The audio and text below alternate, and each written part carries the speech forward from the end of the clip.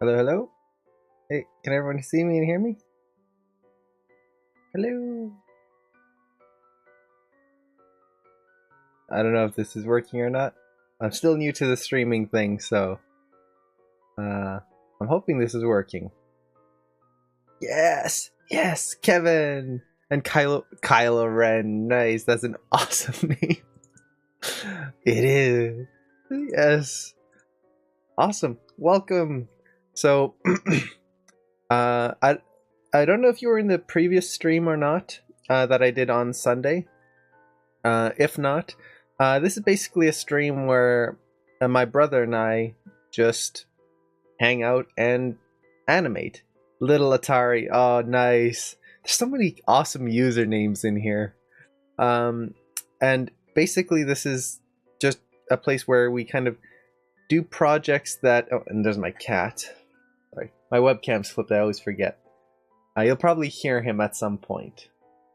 So this is a stream where my brother and I just work on projects and kind of talk about our workflow.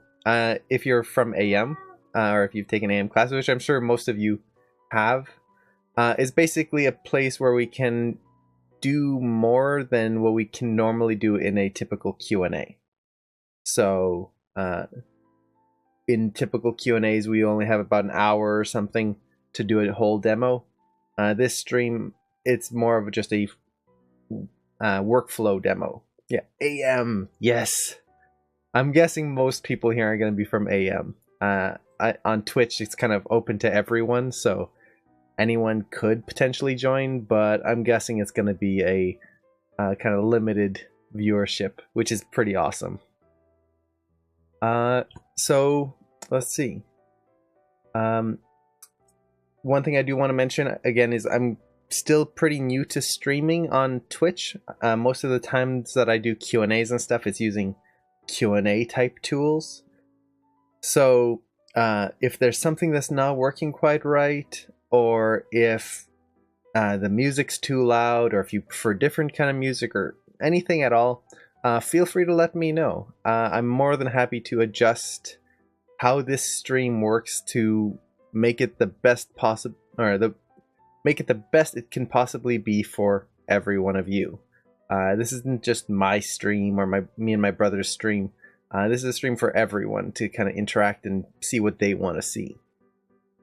So that being said, hello Abia, welcome. I figured you'd be jumping in. So with that being said, I think we can just jump right into the animation. And as I'm animating, feel free to chat, feel free to talk. That's what I love about doing these kinds of things here. So for anyone who was not here previously, basically what I'm doing in this stream is I'm trying to animate a raptor. I've never animated a dinosaur creature before, kind of biped lizard, or a dinosaur bone structure and anatomy. So I figured I'd take this stream as a way of kind of showing my process of how I would approach animating something that I'd never worked with before. Now, I've animated dragons and other fantastical creatures like that, but never actually dinosaurs. So it should be interesting, and it's something I've always wanted to do, animate a dinosaur. So let me open up my reference here. Let's see.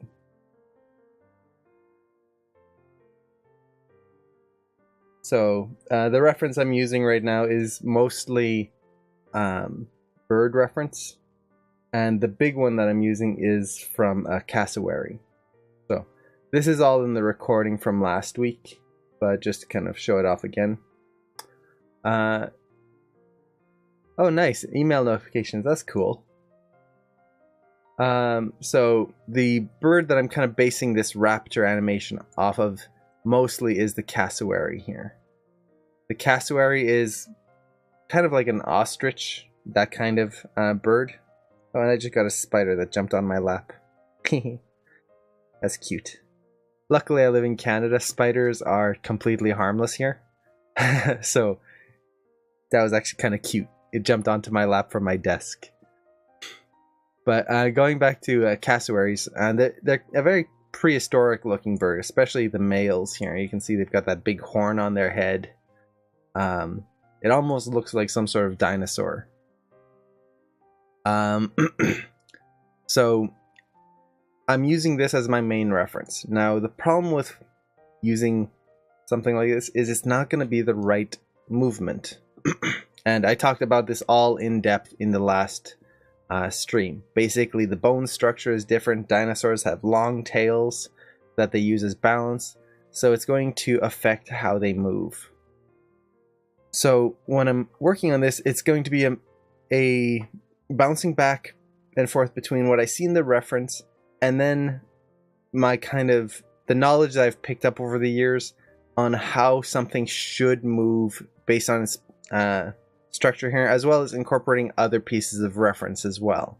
So, for example, the tail is going to be based off of more lizard-like animals with big, thick tails. The head is going to be very bird-like because it is dinosaurs are birds, just prehistoric birds. So last week, the main thing I achieved was my main contact poses here, and basically trying to understand this rig. I've never used this rig before, and a lot of the stream was spent exploring it and trying to figure out the best way to animate this. So today, what I'm hoping to do is to get most of my key poses in there, if not getting this into hopefully a spline, early splines. But we'll see how that goes. And again, if anyone has questions on this or anything, feel free to ask. This stream is basically just a hangout where we can just get together and chat and just hang out. So let's see. So I've got my contact poses here. Unfortunately, I did have one other pose in my shot, but Maya crashed on me at the end of the stream last Sunday, and I lost it. So I'll just have to recreate it here. And let me open up my planning as well.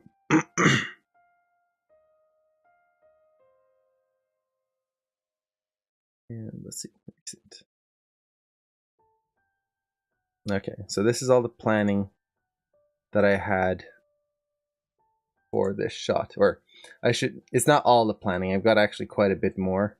This is the main planning that I have, especially the timing and the main notes, as well as some exploration drawings. So let's jump into here. So right now I've got my main contacts. The next pose I want to do is I want to create the down poses. So I'm just going to take a look at my planning here, and the down pose is going to be around frame 10 here. I'll set a key, and let's get those feet into position first. Typically when I'm working on new poses, the first thing I like to do is either the hips or the feet. And it really depends on the type of animation I'm working on. For a cycle like this, I like to get the feet into position because the feet are pretty, for lack of a better word, self-explanatory. I know that that foot's going to contact down there, so it's going to have to be right there. There's no ifs, ands, or buts. It's got to be there. So if I just do that, I copied the pose from frame 16 to frame 10. Well, there you go. It's going to stay there. The only things I need to tweak are a little bit of the toes here, so that I get this splaying motion as he puts his weight on his foot. So I'm going to get that kind of motion in there. And I'm going to refine this later. But for now, that works.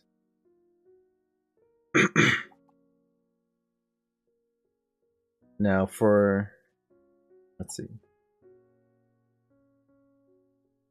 Pushes down. Let's get this hip into place here. So I'll select the cog. And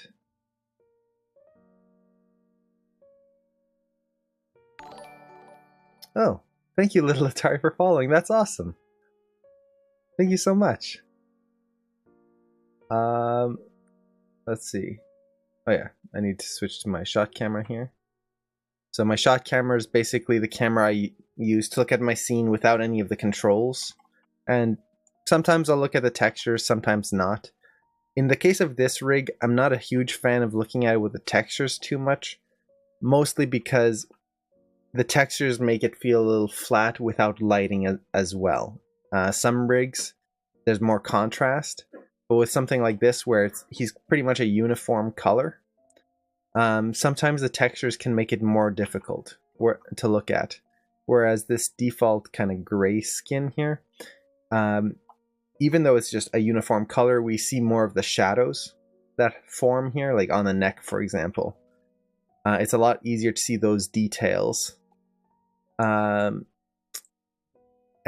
it just kind of makes things pop a little bit more. Makes it easier to see the poses. So I might be jumping back and forth between textured and view. But the shot camera is something I always use just to see the actual pose without all the controls in the way. And since this is a cycle, I don't have a set camera. It's not like I'm animating a shot. This is an animation test. So my main goal is to make sure it looks good from every single angle. That I'm getting the anatomy correct. So with my setup here, basically what I want to do is get the hips into place in their forward momentum. So in translate Z, the forward axis. And this is something that can get a little tricky when you're dealing with things like this. Typically for a vanilla walk of any creature, the forward translation tends to be pretty linear. Now, it's not going to be perfectly linear. It's an organic being, not a machine. And one of the things that can be very confusing or difficult to do is just how far should this creature move forward. So he puts his foot down, and should he go that far or that far? Where should he be on this down pose? And it can be very difficult to get that just right early on, especially when you don't have too many poses in here yet. One thing I found that's useful for when you're just trying to get that initial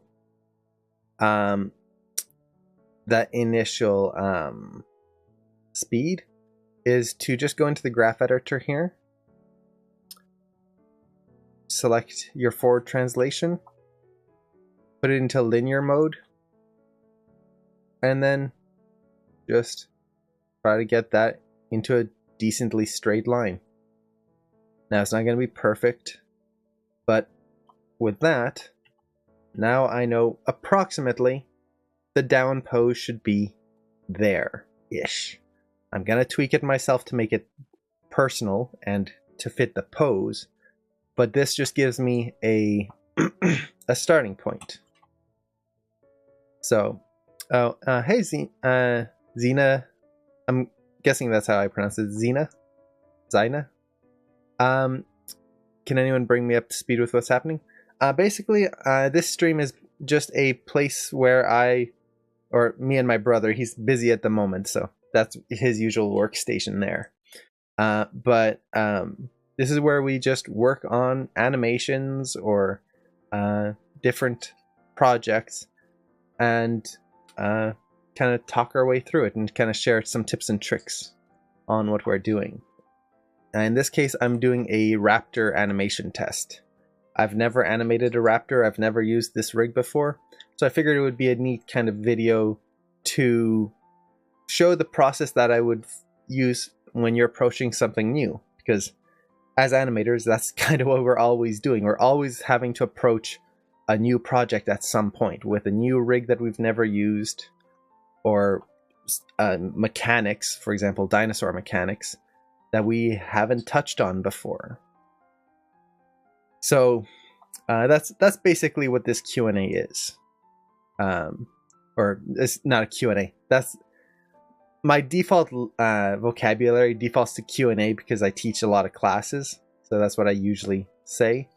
But this is just a stream, so I have to get that into my head. This is a stream, not a Q&A. But if you do have questions, feel free to ask. I'm always happy to answer some questions or take a look at things. Excuse me. Okay, so I've got the hips in their forward position here. Let's see. So I've got contact, down, and then next contact. So let's see. On the down pose here, one thing I do want to do is adjust the hips. So with this, let's see. I've got his left leg in place. And before I get onto the other leg, I want to get the hips kind of situated properly.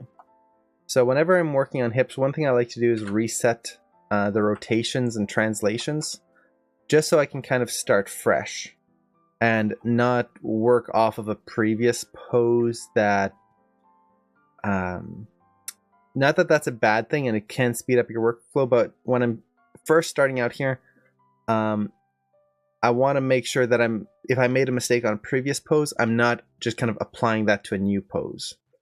So I'm going to reset that very quickly and just kind of work my way through the mechanics of this. So right now he's stepping down on that leg, this one here. So his weight is going to drop on that side. That's going to be a big thing right there. He's got a lot of weight in that leg, or in his body, so he's going to pick up and drop. Afterwards, his hip is going to swing forward. It has to. If this foot is coming forward, that hip has to swing forward to match it. That's how our hips work. Oh, Kilp, do you have a defined schedule of streaming yet? Not quite yet. My main plan was to do Tuesday, Thursday, Sunday. But I'm not sure if I should maybe do Sunday, Monday, Thursday. Because I know a lot of people have Q&As on Tuesday. And for the times, I'm not quite sure what times would work best for a lot of people. My schedule tends to be very chaotic, for lack of a better word. My work can just vary all the time. So the big thing I want to base my schedule on is not my own schedule, but on other people's schedules.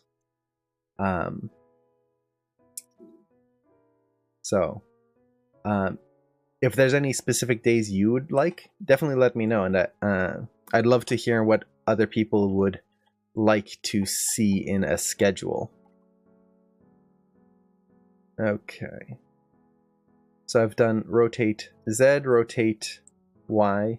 Let's do a bit of rotate X. So at the beginning here, his hips, he's dropping down into the down pose, so his hips would drag back. What I'm imagining is as he drops, his hips kind of fall back like that, and which will arch his back as well. Now for the translations, the translate Z I don't have to worry about because that's being handled by the cog here. If I was to animate the translate Z, I would get this stretching and squashing the spine. So I just need to worry about the Y and X. Translate X is going to be very important because as he shifts his weight over, he has to put his weight over top of his supporting leg. Like that. And then the rotate Y, well, this is the down pose. So he's going to come down. And I'm going to exaggerate this quite a bit, just because I find it better to exaggerate it and then having to bring it back than to not go far enough. And I might not even be going far enough here. That's something we'll have to see. So we've got the hips in place here. Let's do the chest. Now the chest is in IK mode. This is something I talked about in the previous Q&A. Originally, I was going to use FK mode for the chest.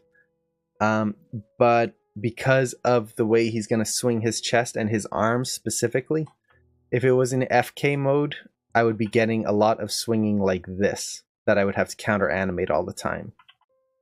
By having IK mode here, I can really refine this chest motion and rotation to get something a lot more heavy and like his arms are hanging below him. So let's reset that. So the rotation of the chest, again, whenever I approach any control, what I like to do is I just break down the translations and the rotations a lot of the time. So the chest counters the hips. So his hips are going this way, just exaggerate it. Then his chest is going to go the opposite, like so. Okay. He's swinging over to the side.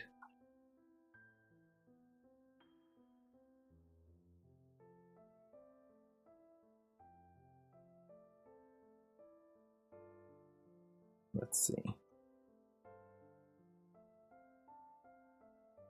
Chest rotation from this frame there. His arms, I would assume, are going to drag back. I kind of want this heavy feeling in the arms and chest as he walks, where he takes a step and his... Right now, this is the walk I'm kind of going for is a vanilla walk. Not to say this is just kind of a bland, no emotion walk for the Raptor, but I want a walk that isn't him hunting or him running after some prey or running away from something. This is just going to be walking. And what is this Raptor's mechanics when he walks? That's kind of what I'm aiming for in this test here. This way, when I go into a full shot later on, which is kind of my goal with this, I'll be able to apply all of these things that I've learned, how the arms swing and how the feet work and all that, and apply that to a full shot and not have to try to explore ideas in there. So we'll go with that for now. So let's see. I've done the rotations. I need to rotate X.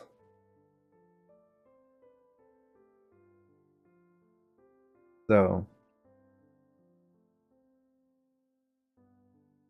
let's see.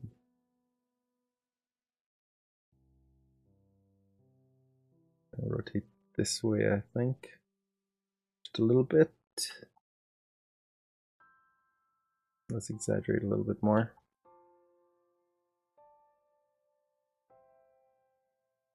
Move the body down. Excuse me.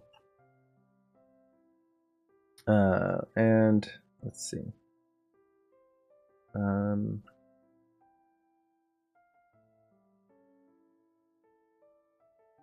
I'm just watching the spine right now, trying to figure out how to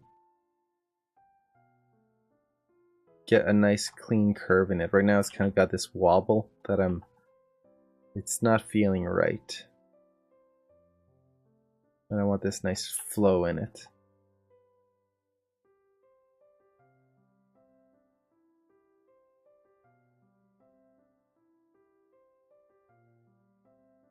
Let's stick with that for now.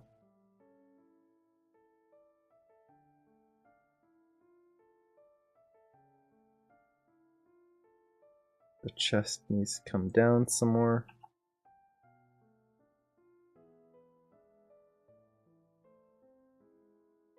The head will need to come down some more. Now, the head motion that I'm going to be doing is going to be applied later on. Right now, I'm not too worried about the head, mostly because of the predatory nature of the creature. his head is going to be pretty stable.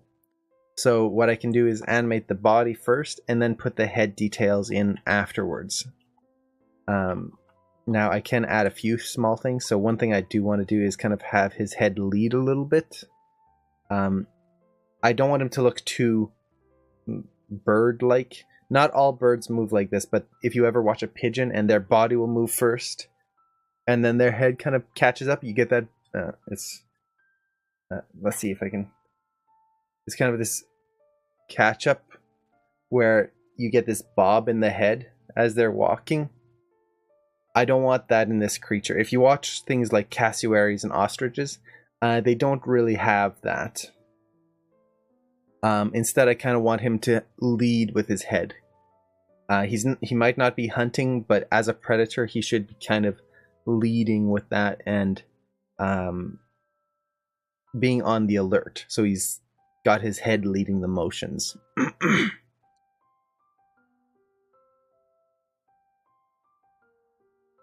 Okay. Now, this foot here.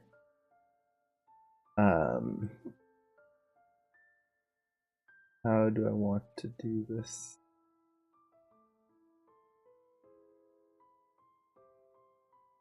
I think I've got some reference that I can look at here.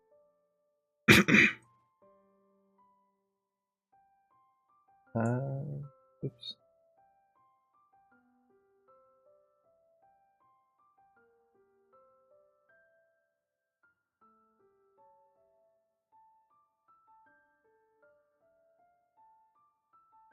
Okay. So, with people, what we tend to have is on the down pose. The down pose is where, for a typical walk, the back foot's going to be pushing off the ground like so, and then you would go from the down into the passing, where the foot's like this, passing the other leg. From the reference that I have, and from what I've seen, the down pose for kind of bird-like creatures like this tends to be a little bit more this leg already coming through. And for a creature like this, with the tail and the long body, I think this is going to work well. With humans, since we're so upright, we can't really do that because all of our weight is based on it's over top of our hips. So if our hips are not forward enough, we can't take a step and lift this foot. With this, we've got a lot of weight forward. So, and hello, Zimama. Yeah, Zimama. Nice name. I like it. Welcome to the stream. So, and I do want to apologize if I cough a lot or if I'm like clearing my throat. I caught a little bit of the con crud when I was down at CTN earlier. I guess 2 weeks ago now. Yeah, something like that. And it just won't go away. It's stuck in my throat there. Okay.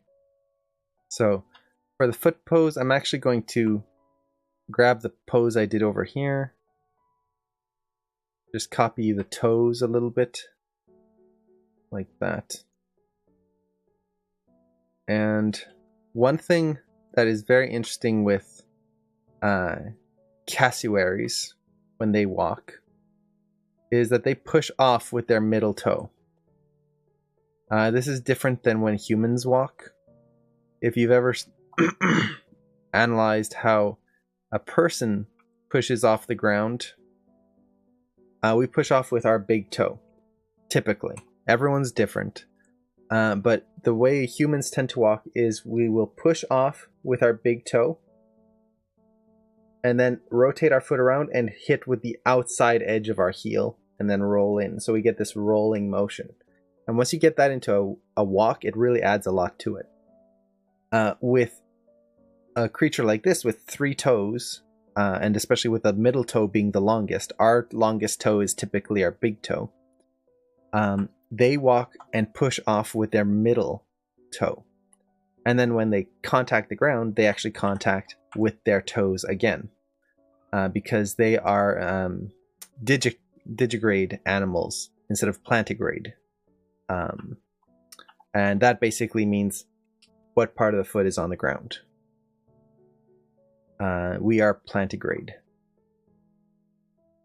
Basically, it means that our whole foot is on the ground. Digigrade means that only their digits, their toes, are on the ground.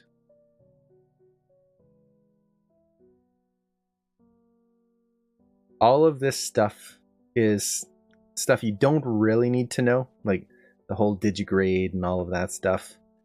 It's not necessary if you want to animate, but it does help to know it, just because you can apply it to something like this, a creature that there is no reference for this. I can't go online and just look up Raptor reference to see how they would walk. But by knowing basic anatomy principles and things like that, I can just kind of recreate certain things.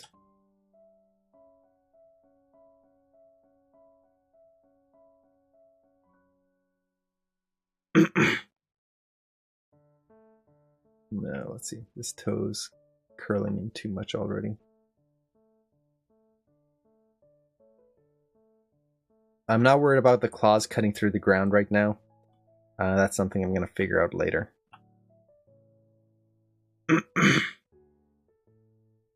Okay. No. Figure out this angle here. Something like that. That's working pretty well. I think the weight can shift over a little bit more.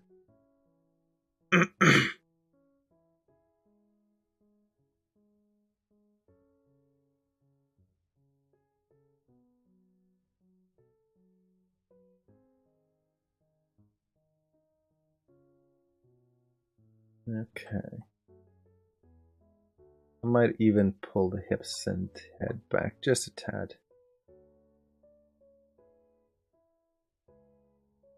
Let's see. Now, another thing with this, these poses here, and this is in my planning. Let me show.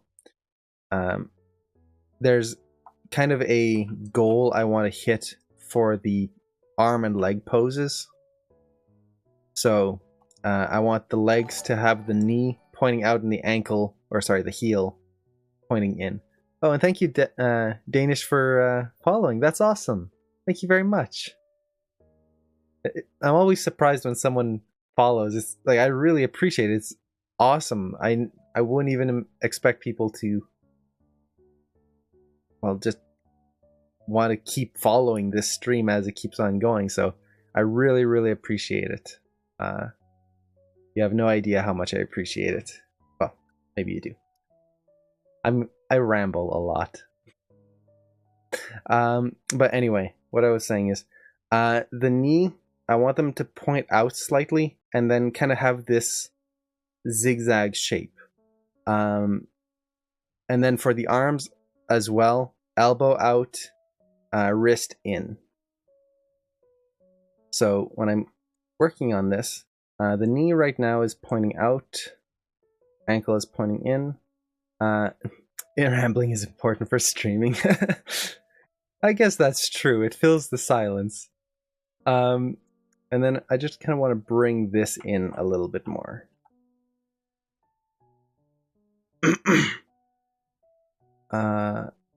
Let's see. And maybe bring that in ever so slightly.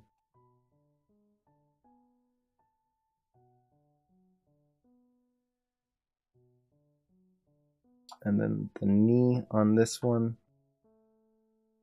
maybe I'll just kind of rotate outwards slightly. And then as it's stepping, let's look at it from the top.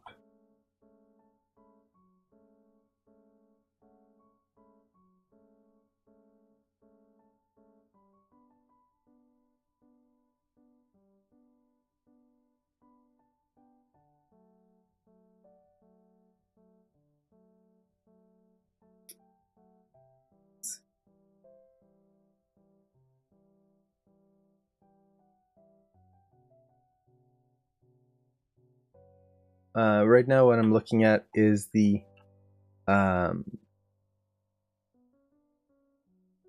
rotate Y of the hips here.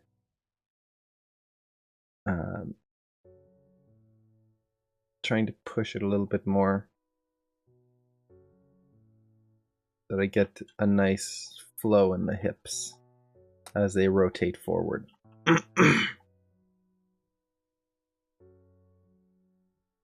And you'll notice I'm not doing anything with the tail yet.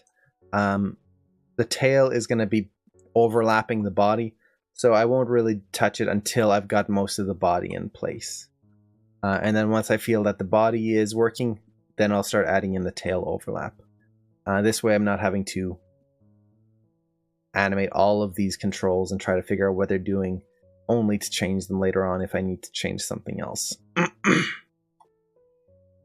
So, let's see.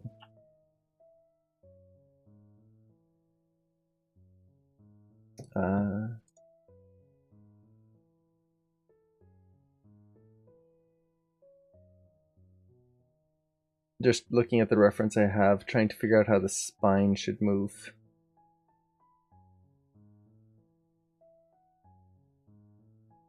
And oops.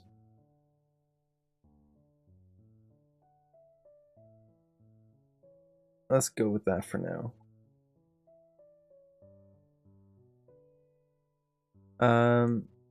So with that, let's do the next pose. Just kind of start getting some things in, and then we can start refining from there.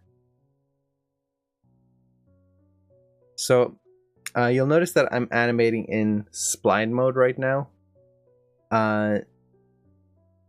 This is something that I'll do on and off depending on the project. For now, since I am in spline, I can just go to frame 12 here, set a key, and then start building my in-between from here. This is something I'll do once in a while, depending on the animation. The big thing to watch out for when you're animating in spline mode is that when you do set a key, technically my creature is moving here, so I've technically got an in-between. But that doesn't mean that everything is posed out. I need to still go through step by step and refine things myself. So even the toe movement here, I need to make sure that it's not just a straight in-between, but that I'm creating that offset myself.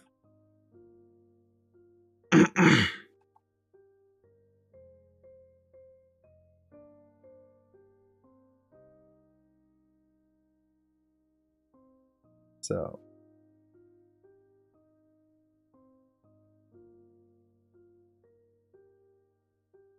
right now just trying to get the ease in and out of the toes working for that press. So the pose that I'm working on right now, this is the passing pose. So for the passing pose, basically this foot needs to be passing. That's why it's called the passing pose. So let's take all the toe poses from here and copy them onto 12. Oops, not. Let's see, do that again this time. Make sure I don't copy the foot position as well. So there you go. And just repose these to give that nice curl in the foot there.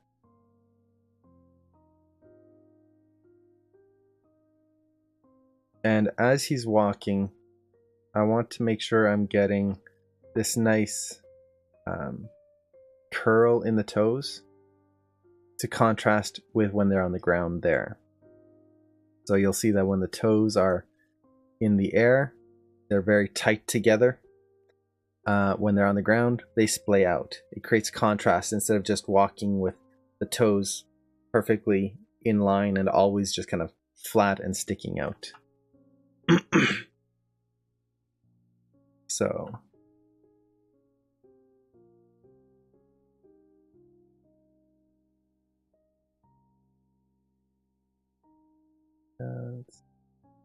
I'm trying to see if this foot's sliding. Kind of feels like it a little bit. That's better.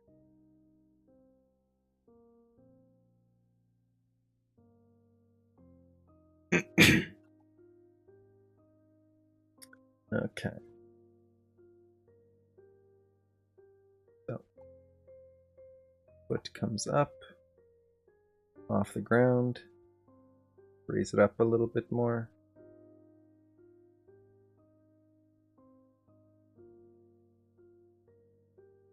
And let's get back to my cassowary reference. Just to see how they walk here. And I'll just bring it on screen because it's always fun to see. I find it fun. So you can see right there it's pushing off of the ground with its middle toe, like I was doing before. And then in the passing pose, which is it's going to be different than with this Raptor because of the leg structure. But right now I'm trying to figure out the angle of the foot compared to the upper leg.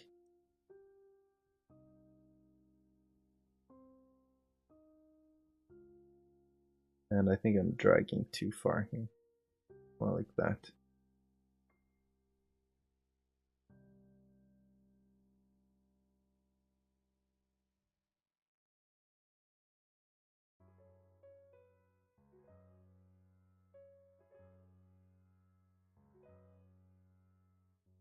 Now, one thing I'm trying to figure out, because I've seen this kind of happen differently in two pieces of reference, is how does the foot lift off the ground and rotate forward? Or how does it move forward?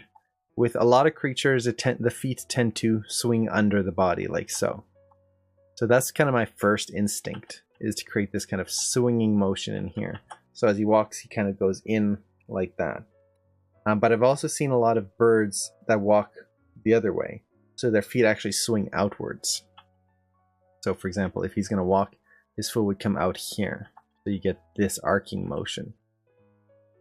For this, I think I'll swing inwards because with all of the weight of the dinosaur, that just kind of feels like what should happen in order for him to stay balanced.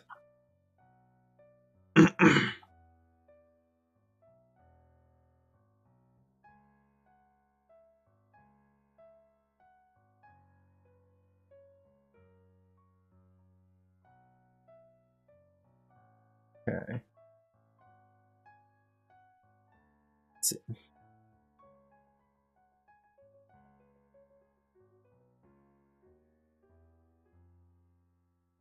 This contact is feeling a little off somehow. I'll figure that out after. But let's see.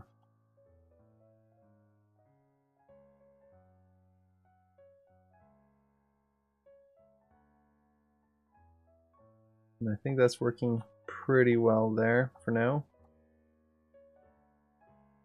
Now let's do the hips and everything else.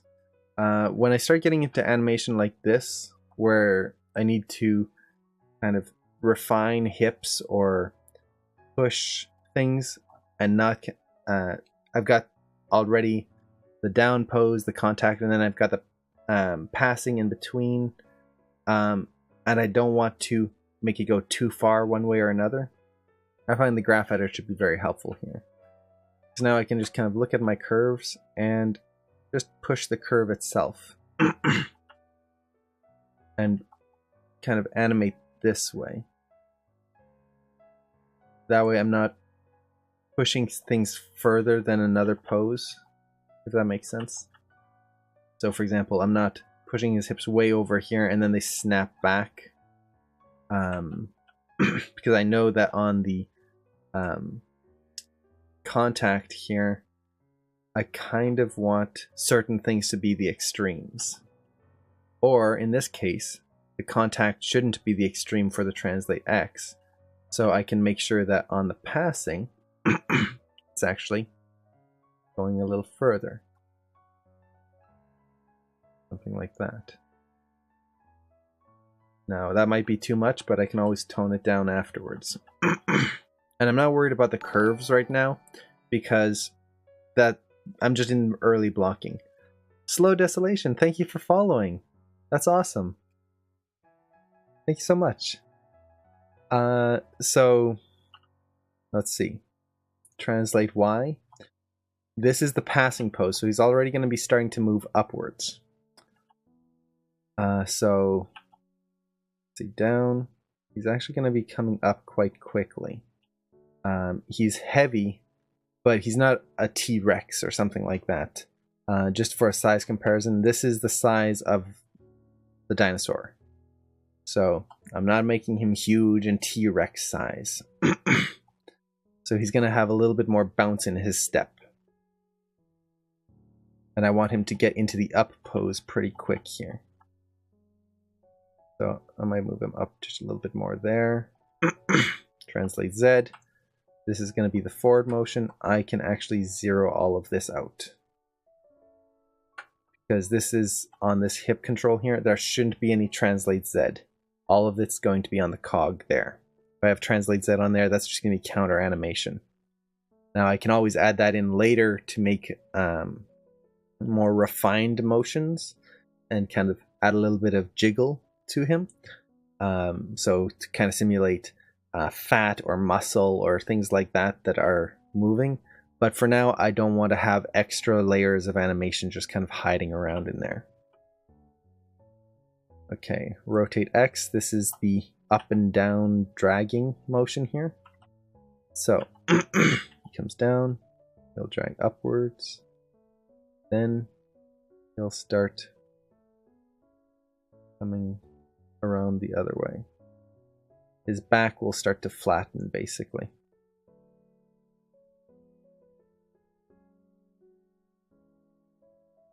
We'll go like that. Rotate Y. This is the hips angling. The hips are leading this motion. So the hips are going to actually move quite a bit. Like so.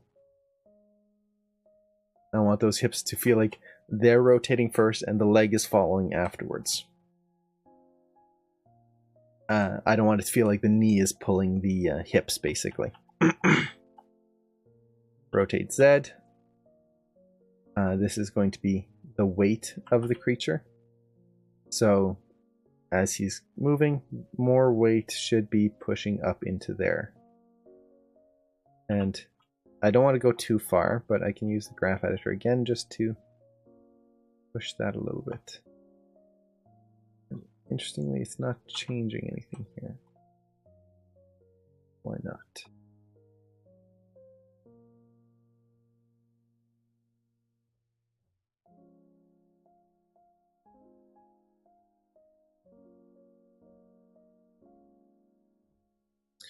I'm just going to select everything, make sure I have a key on everything. Interesting. Okay. For some reason, whenever I was moving it, it was moving slightly off the frame. So, I'm not sure why that was happening, but it's working now. So, I just want to push that weight a little bit more. So that way I can start to feel that weight shifting into that hip as all of it's kind of hanging down off of that leg. Like so. So we've got the hip there. Let's do the chest. Again, I just go one attribute at a time. And this isn't something I do for every shot. I should make that clear. If I'm doing more of an acting shot or more of a typical shot, so for example, if there was a scene from a movie and the Raptor's chasing a car and all sorts of things like that, I'm going to focus more on the general motion of the scene. But since this is just a mechanical cycle, I'm using it to kind of test the anatomy of the creature. I'm taking it a little bit more slowly, focusing on each attribute to get an idea of what's happening behind the scenes.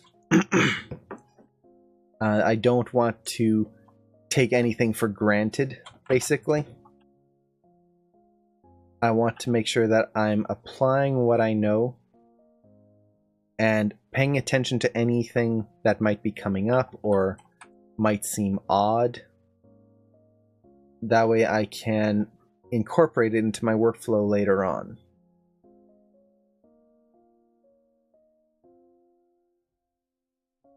If that makes sense. I'm having the chest drag back a little bit so that it doesn't quite catch up with the hips there. Let's zero out the translation on the chest as well. Don't need that there yet. Rotate X, I already added in. Rotate Y. Let's see.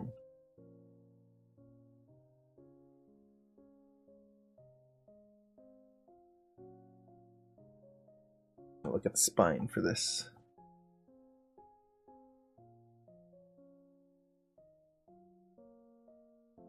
Something like that. And then rotate Z, this is the drag, basically for the arms.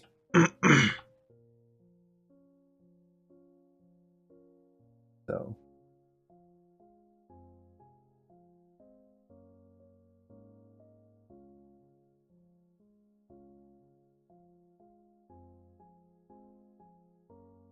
Let's push just a little bit more.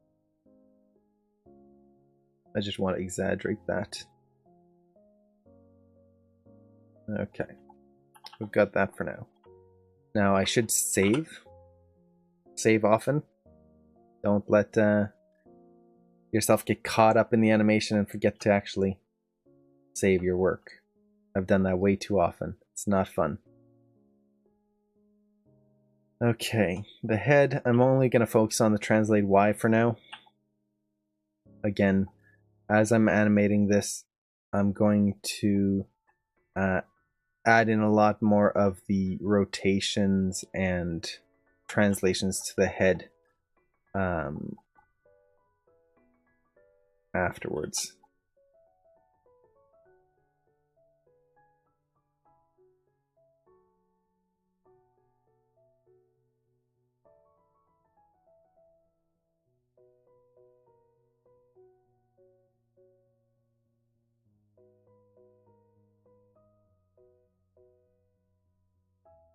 Okay.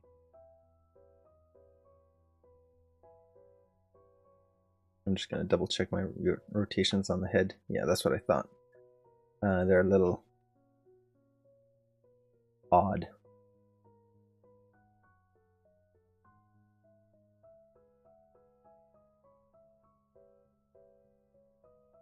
Go with that for now. Okay. Do. So I've got that for now. The big thing is also, as much as I'm looking at the graph editor and all of that stuff, the main thing I'm worried about is visually what's happening. I don't want to lose track of that. That's the most important part of this. And if I'm not careful, I can very easily run into the point where I'm too focused on curves and values and numbers compared to what looks good visually. That's something I don't want to do. Now it looks like there's a little bit of a hitch right now.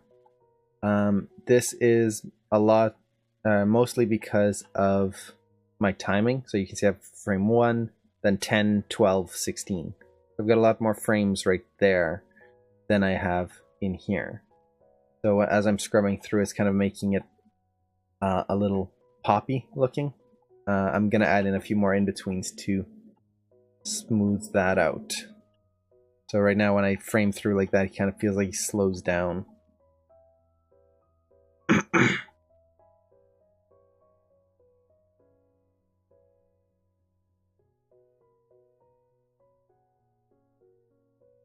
Okay.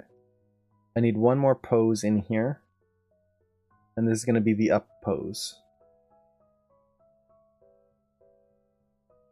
and I'm actually going to go in frame 14.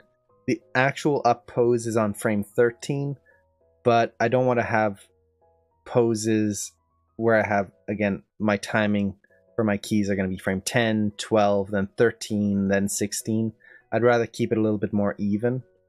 So I'm going to put the up pose on frame 14 and then use splines to get the actual highest point where I want it to be. So the foot here is going to lead a little bit with birds and creatures like this. Their feet tend to ease into the ground when they're just walking normally and when they're not running. So have that come forward a little bit. So let's look at the arc from the front.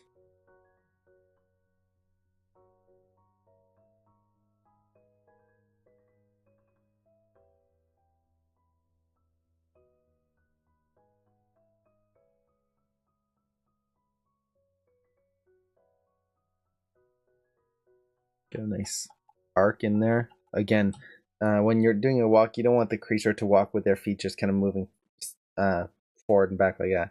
Get some nice arcs in there, either outwards or inwards. It's going to make a much more appealing walk.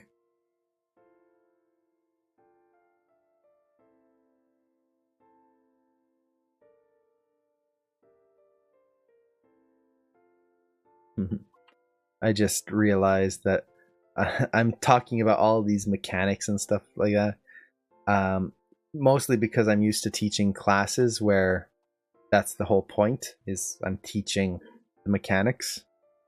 And it just dawned on me that a lot of the people in here probably know the mechanics already. And I'm probably just repeating things too much. Everyone already knows what I'm talking about. Let's see. I don't like the way the PVs are. They're just kind of moving randomly right now. But for now, I think what I'm going to do is I'm just going to set it to linear mode. All of these. Delete the keys in between the first and the last. Like so. And then just insert the keys again. Oops. This tool. And the reason I'm doing this is so that the PVs are moving consistently. And I'm only having to worry about the side to side instead of how the translate Z also affects the PVs. I don't want to have to deal with a ton of variables in my curves. So just clean that up a little bit. Okay.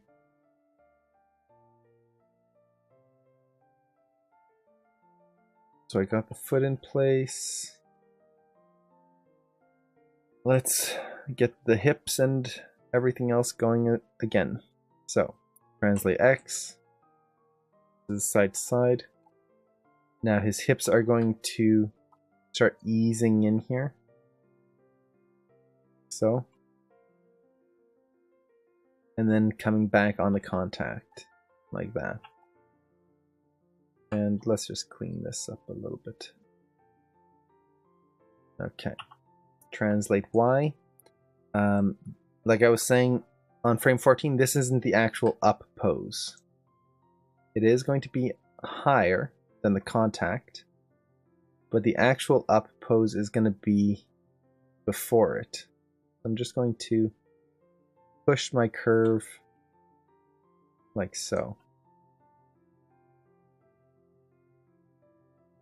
I'm just doing this very roughly because it's going to change later, but it's just to kind of get that into place there.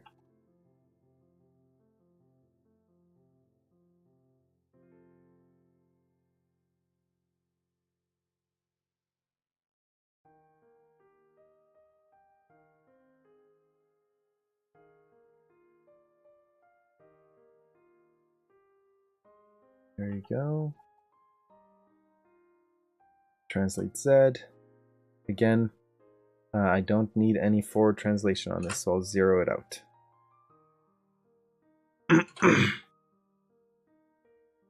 Make sure I do the same with the chest.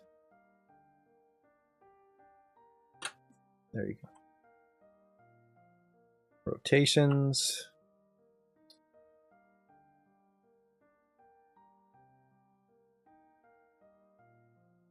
Rotate X. I was gonna drag.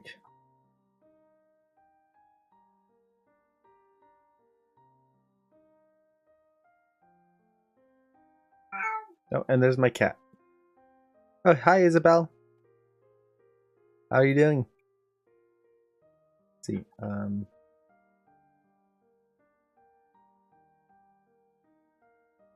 Right now, I'm just trying to imagine how the rotation here is going to work.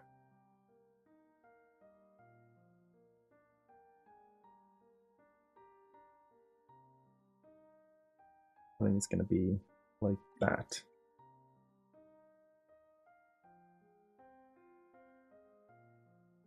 And then rotate Y. This is pretty simple. Rotate Y again ties into the hips. So as long as of course it ties into the hips, it ties into the legs. As long as I look at my legs and figure out what they're doing, I'll know what to do with the rotates of the hips. So the hips are still reaching forward. So that's going to come forward like so all the way until the contact. So I might just bring it in a little bit. Kind of like that.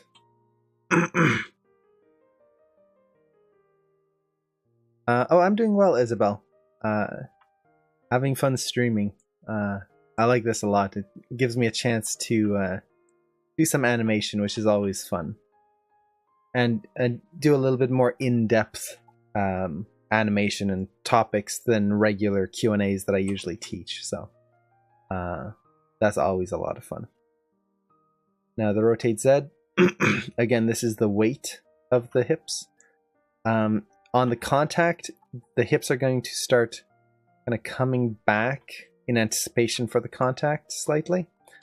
But before that, I'm just going to have it ease into the up position there. Like that. Maybe a little less.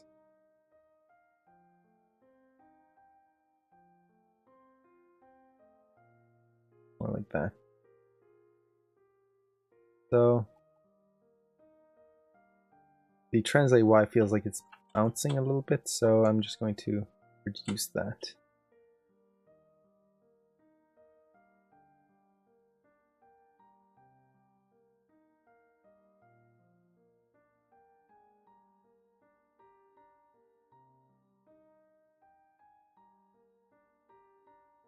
That's better. Let's look at this. It's hard to see exactly what's happening because I don't have quite enough information. I need to get the next contact in there. Because when you're looking at stuff like this, you can get a kind of sense of things when you've got just a few keys. But to really get the mechanics, you need to have a few more. So even if I just had the next passing pose, that would really help me visualize things as I'm scrubbing through here. The other thing I need is a couple of keys in here to kind of clarify this coming down pose here. Sell that weight. But for now, let's see. How do I want to do this? Trying to figure out how I want to break this down.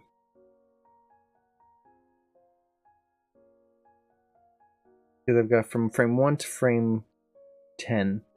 So that's 9 frames. I could probably do every 3 frames. So 1 to 4 and then 1 to 7. Add 2 in-betweens in there. That would be my best bet most likely. Or I could do 3. but I don't want to have too many keys in there if I don't need them. So let's select all. And let's see. Which keys do I want to add in first? I could start refining the next step, and you can see just how adding a few keys really helps. Even though I'm still in very early splines, this first step is starting to look better. It's not great, but it's better. And then you look at this next step and it's just this sliding, skating look to it. Oh, and Maya just freeze on me. Curse you, Maya, why? I hope it's just a temporary pause.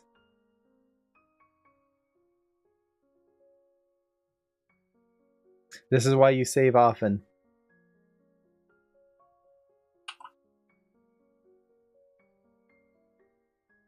I'm not sure why Maya has been so unreliable for me on these.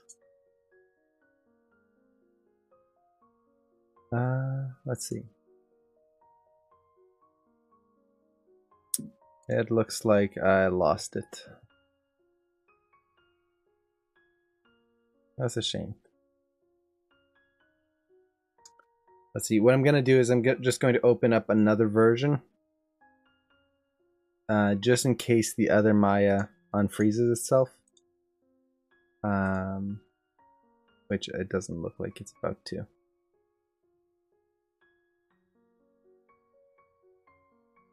I can still... Okay, let's see how much I lost here.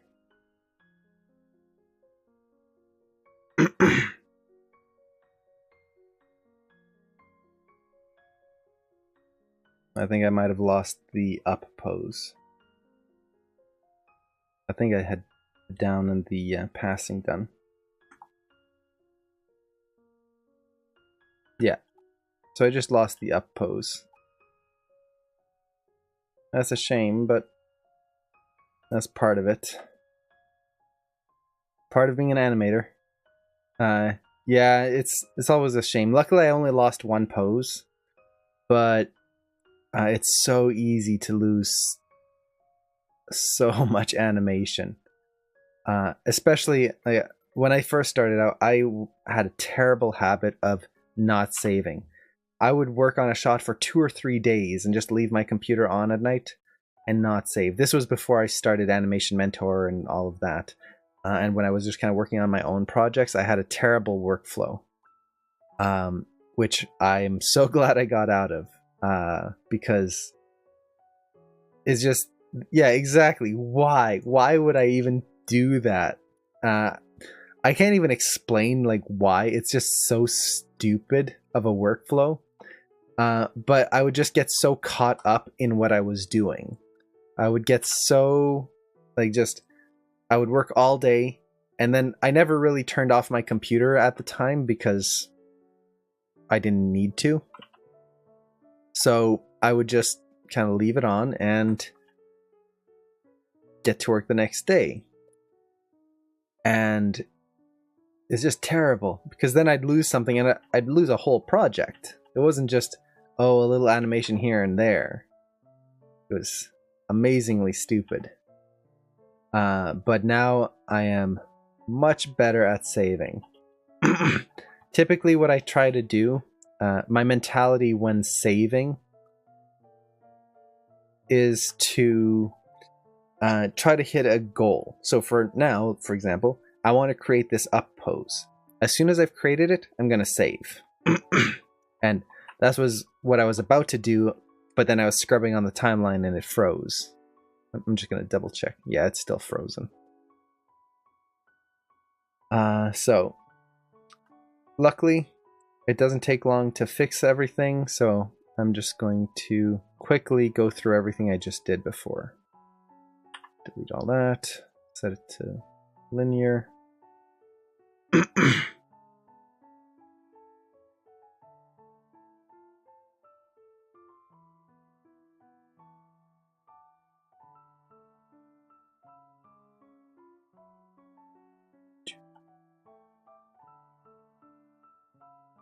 And I should mention, if anyone has requests for music, right now I'm just kind of listening to some relaxing piano. I find that's kind of nice to work with at times, mostly because it's just kind of in the background.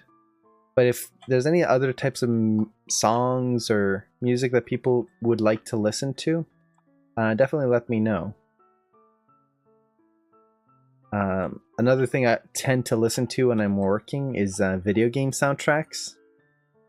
I find when I'm working, I don't like listening to music that is too distracting. Now, what I mean by that is music that has lyrics or that's too bombastic. Because what it's going to end up doing to me is it makes me start incorporating the timing of the music into my animation. Oh, Stranger Things soundtrack? That's awesome. That 80s synth? Oh, I love it. There's just something so epic about that 80s synth in Stranger Things. But going back to what I was saying there is, if I'm not careful, if I'm listening to something that has like a really heavy beat or that's very, I don't want to say loud, but that you pay attention to the song, I'll start to incorporate that timing of the song into my animation, which sometimes works out well if the song I'm listening to matches what I'm animating. But in a lot of cases, it can make certain scenes, like if I'm animating a really quiet, sad scene and I'm listening to some peppy music, it's going to affect the timing.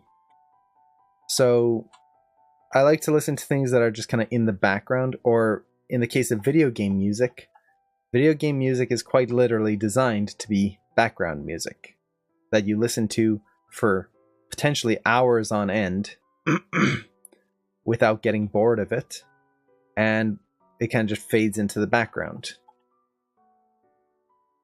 So that's what I tend to like, but it's not exclusive. Now, when I get into more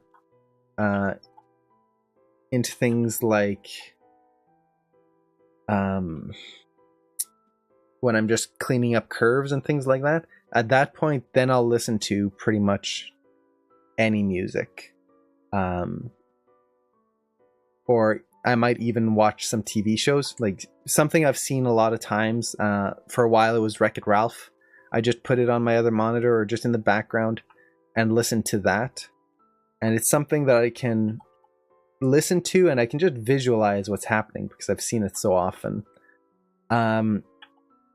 And I can easily just kind of put it off to the side, and it kind of helps fill the emptiness while I'm working on something that's tedious, like just cleaning curves. Love the scene where he destroys the car. Oh, I don't know if there's any other scene that I've seen in recent movies that hit me as much as that, aside from a scene in Coco. If anyone's seen Coco yet, it's an awesome show. If you haven't seen it, I highly recommend checking it out. Check it out in theaters if you can. It's just a gorgeous film through and through.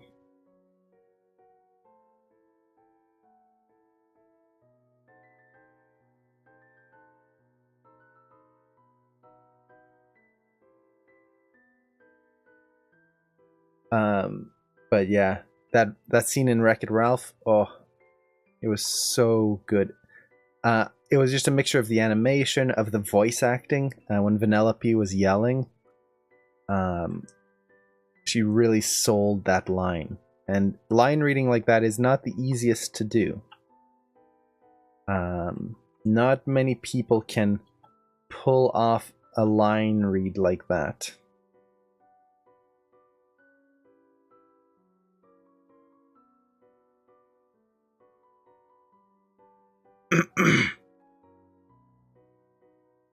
but she did it really, really well.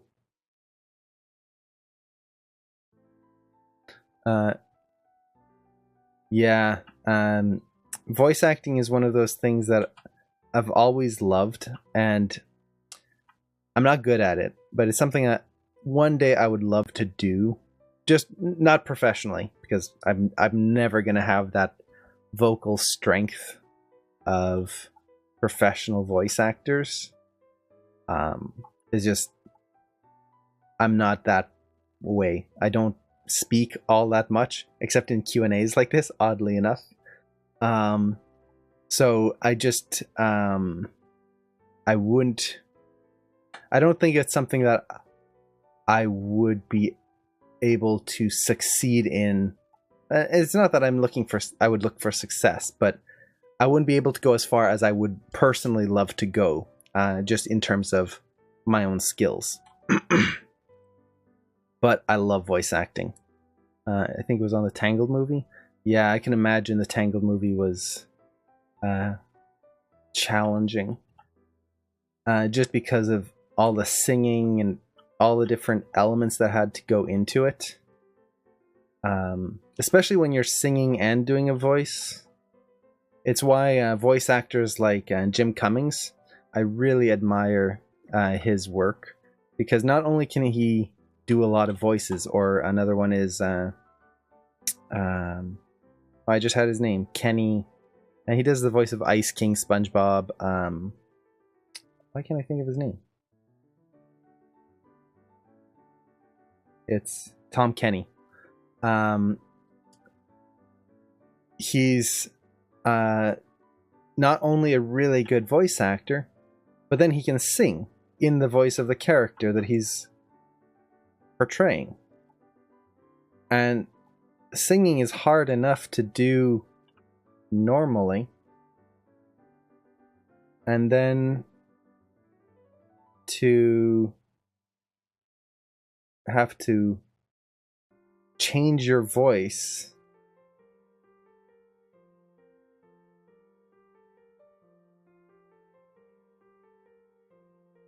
as well, it's just it's impressive to me.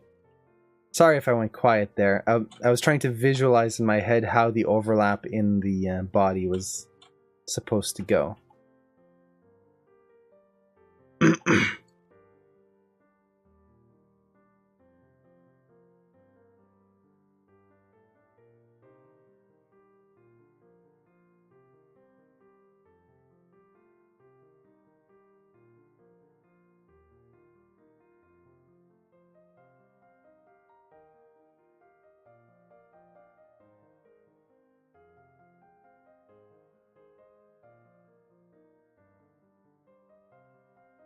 Let's see.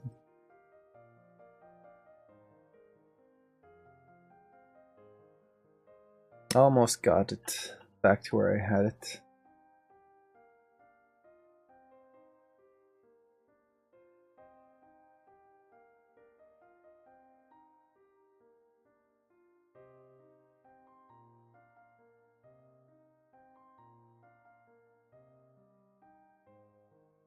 Okay.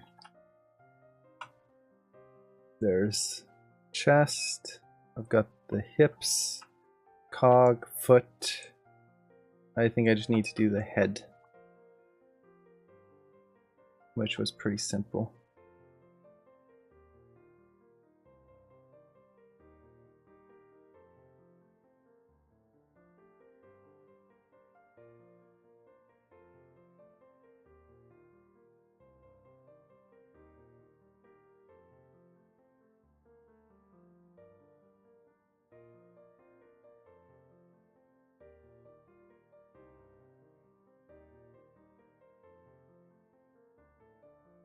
Okay. So, save again. There you go. It's not quite what I had, but it's a start back into it.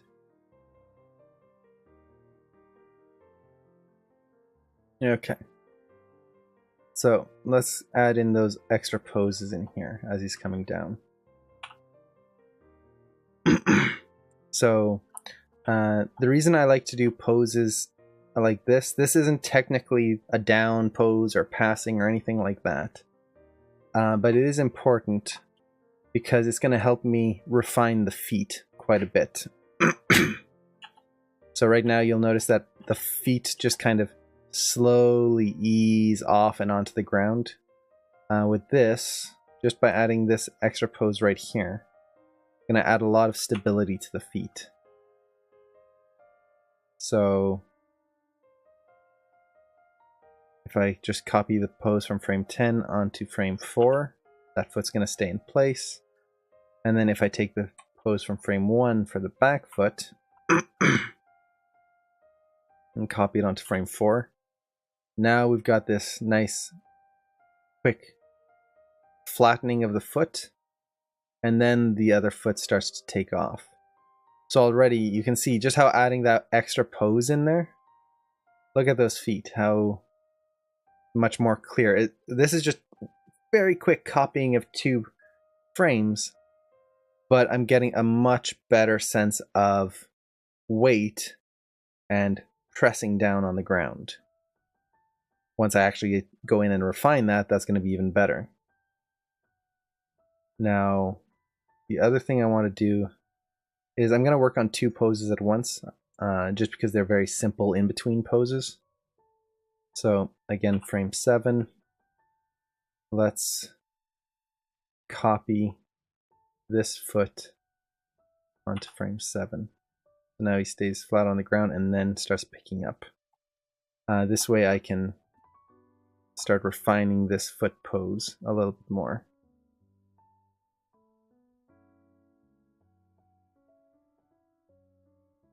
So on this pose here, he's going to be pushing off the ground, but just slightly. Now, unfortunately, with this rig, there is no foot roll that I could find. So a foot roll attribute is basically where the heel will go up and the toes will stay in place. So this is going to mean that I'm going to have to spend a lot of time counter animating these toes in order to get some nice push off. And I just noticed that I didn't animate the feet here. Pressing down. So let's do that.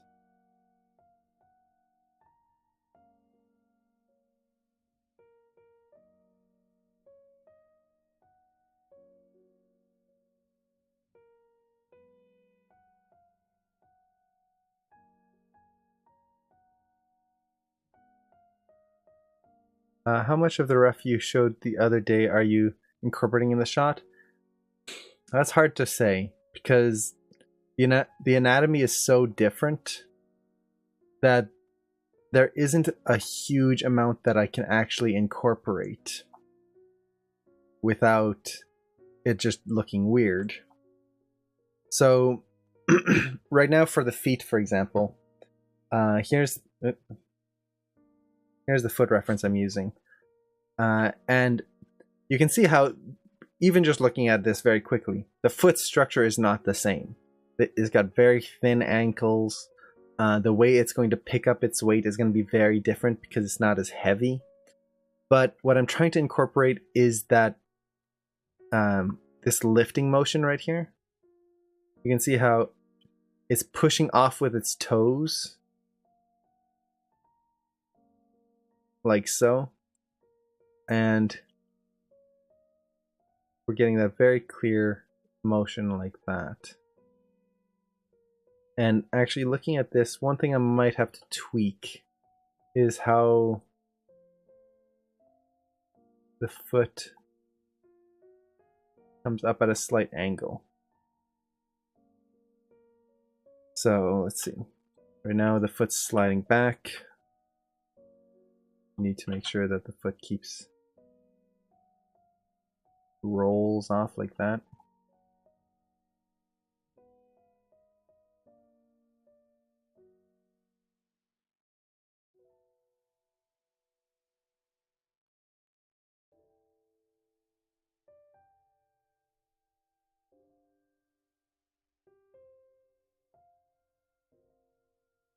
So it's not a matter of trying to copy my reference, it's trying to understand what's happening in my reference, if that makes sense.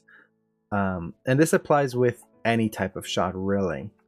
For example, if you were animating something on Wreck-It Ralph, for example, even if you shot reference of yourself doing a scene, Wreck-It Ralph's body proportions are so vastly different than a human that it would be almost impossible to actually use it just one for one. You'll have to take elements and then just kind of use your knowledge of body mechanics and how things work to fill in the gaps. And a lot of this is this really applies when you're animating something like a dragon, where you're going to be taking reference from all sorts of things. You could be taking reference from a bat, from a bird, from a bear or a cat, along with a lizard, and trying to put all of them together into one creature.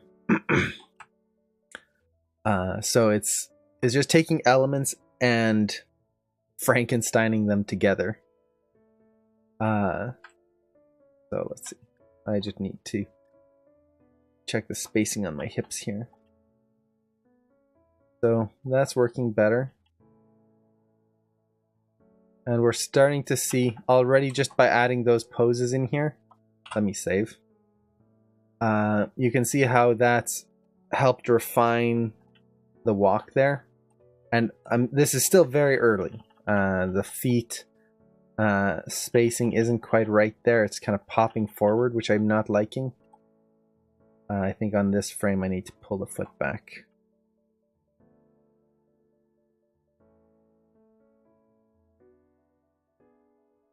This is the passing pose, so that's better. What was happening was the foot felt like it was popping forward, then slowing down. I want it to feel like it speeds up and then just slows down at the end, eases in right there. I can even pull that back slightly. Yeah, that feels better.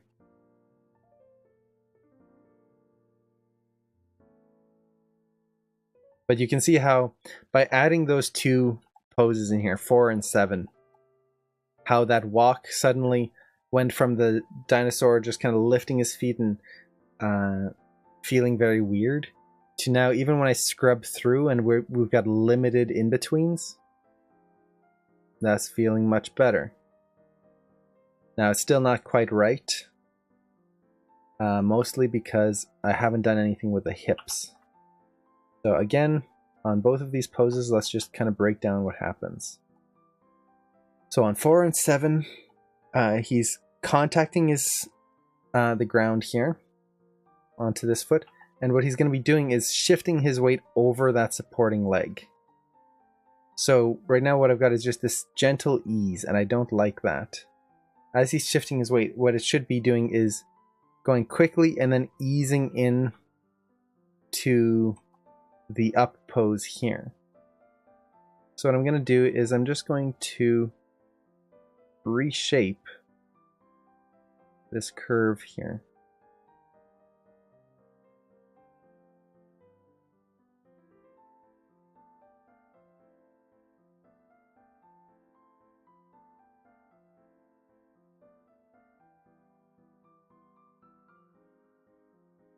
More like that. And I'm using the lattice deform tool for this, if anyone was interested. You can find it right here at the top, this lattice tool there. And I don't use it all that often, but if ever I need to change the shape of a curve, I find it much easier. So now you can see as he puts his weight down, his weight really goes down onto that foot. And let's ease a little bit more there. What version of Maya is this? This is Maya 2017. I have to admit, I don't usually animate in Maya 2017. Usually I use 2016 or 17. But I figured for these streams, it might be cool to actually start testing out some of the new features that this has. Let's look at the translate Y. The translate Y of the hips is going to be very important, because this is what's going to sell that weight. Right now he's just easing into the ground there. And what should happen is his weight is going to drop into the ground a lot more. More like that. It's slight changes, but it's going to make a big difference in just getting that weight right.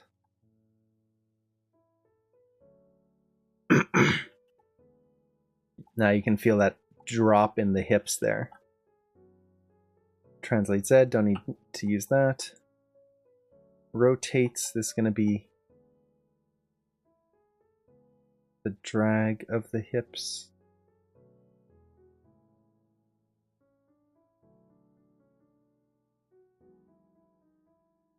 I think like that's going to work for now. Rotate Y, this is the rotation of the hips. And one thing I'm not liking is how they're kind of...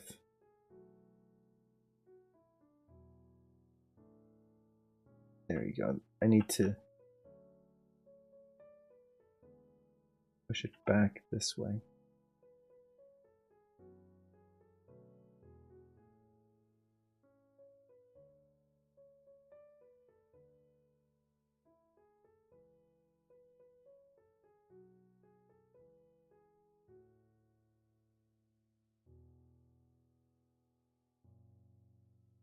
Something like that.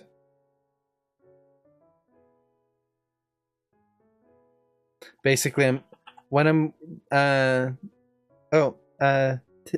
care, Zimama.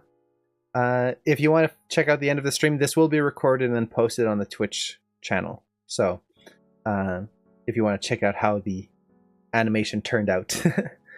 But thank you so much for joining in. It was great to have you here.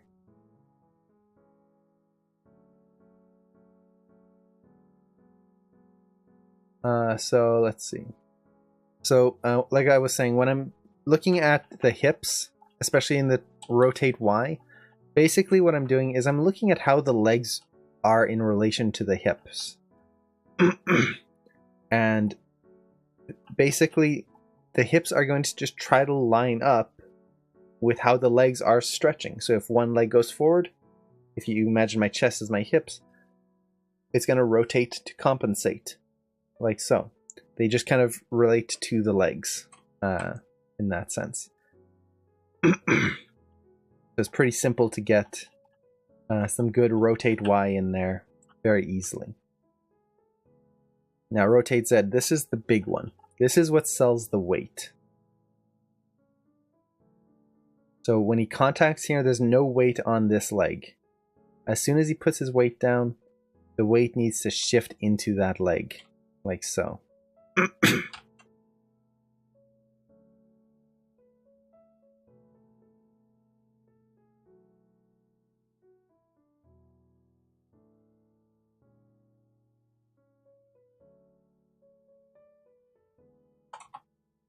I'm just going to expand this just so I can clean up this curve a little bit more and get that ease working the way I want it to.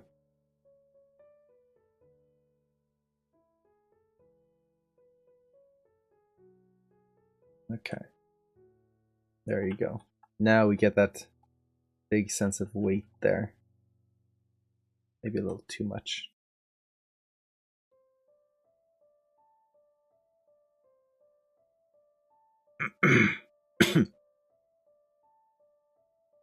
There you go.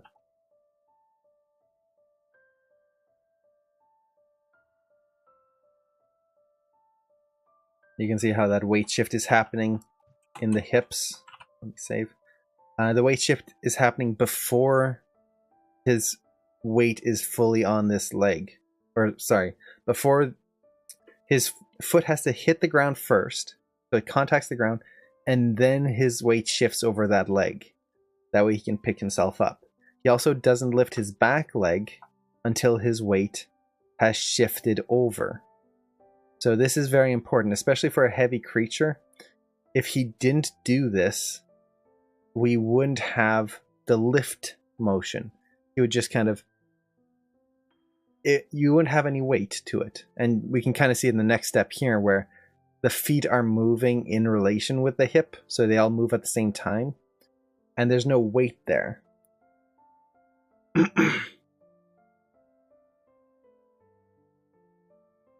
Okay, so that's the hips. Let's do the chest. So again, just go through the attributes, and I like to just break it down. How is it going to move? Translate X.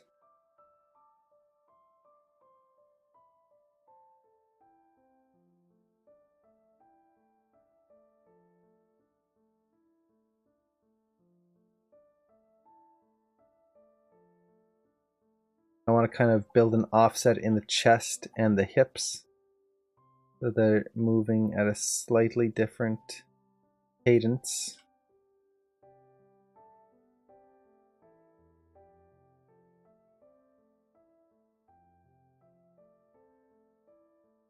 I'm also trying to keep a nice, clean line through the spine.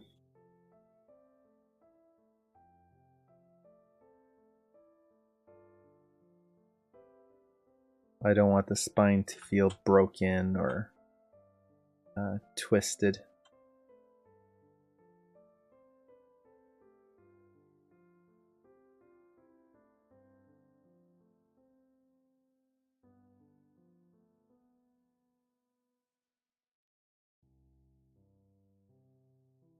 This is also something I try to avoid when I've got flat curves like that.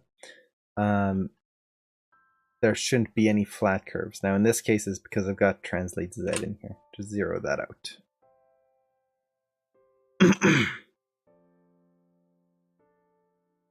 Rotate X.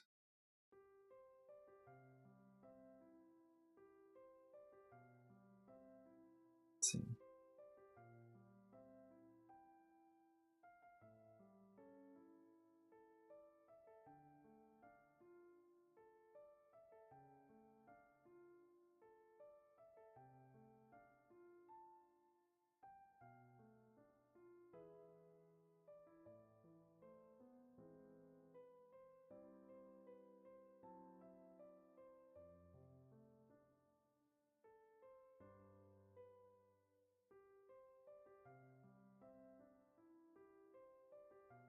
I'm just trying to figure out how this rotation in the chest will work.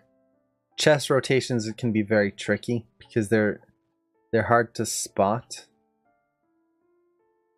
So it's hard to tell if you've got it just right or not right at all. I think that's going to be good for now. Rotate Y.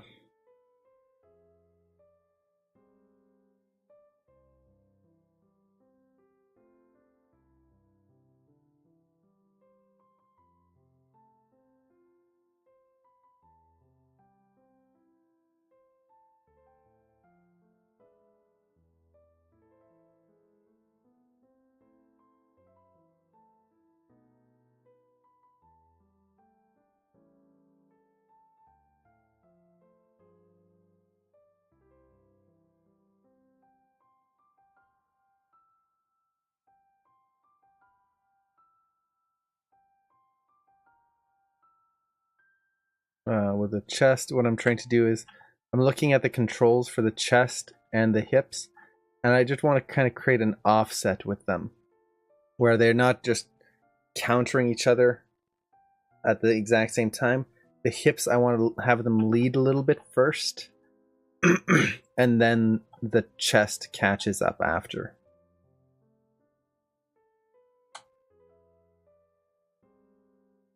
So we'll go with something like that for now.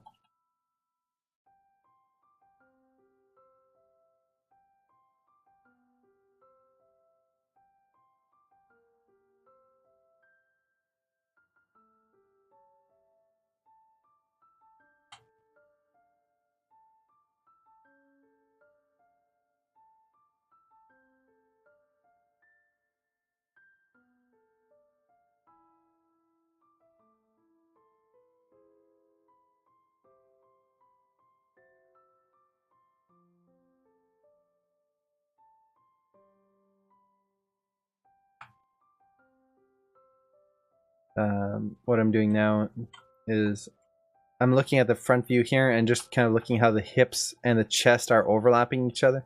And what I was finding was the chest felt disconnected. So I was trying to get the overlap working a little bit better there. Now here, there's going to be the rotation.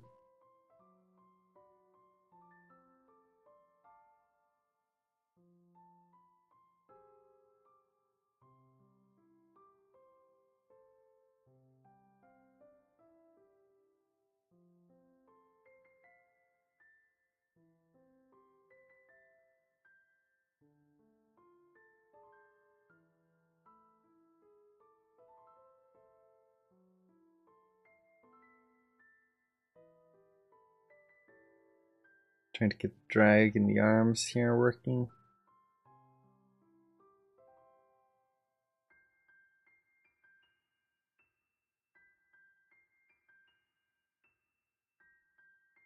There you go.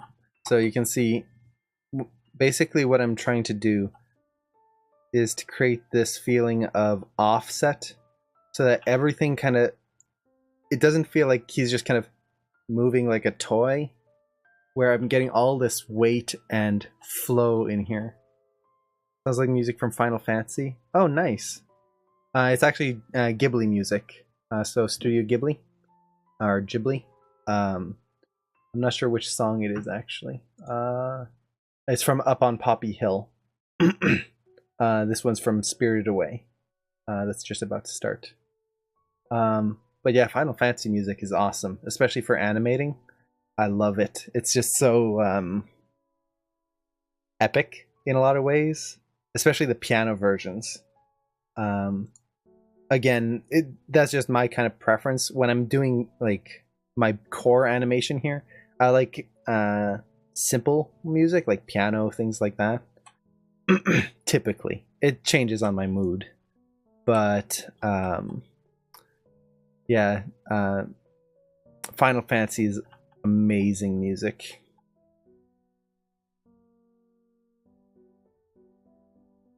Okay, something's feeling off with the leg here.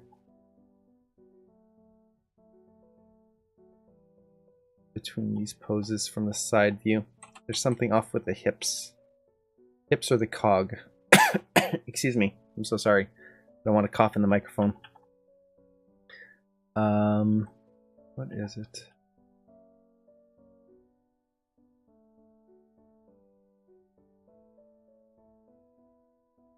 What is off?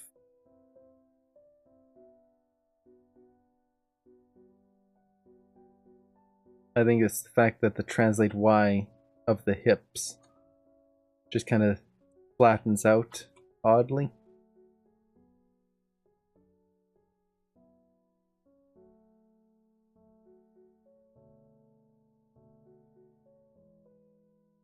That's better. When he lifts his leg up, should the cog move up too? I'm breaking up the animation between the cog and the hip controller.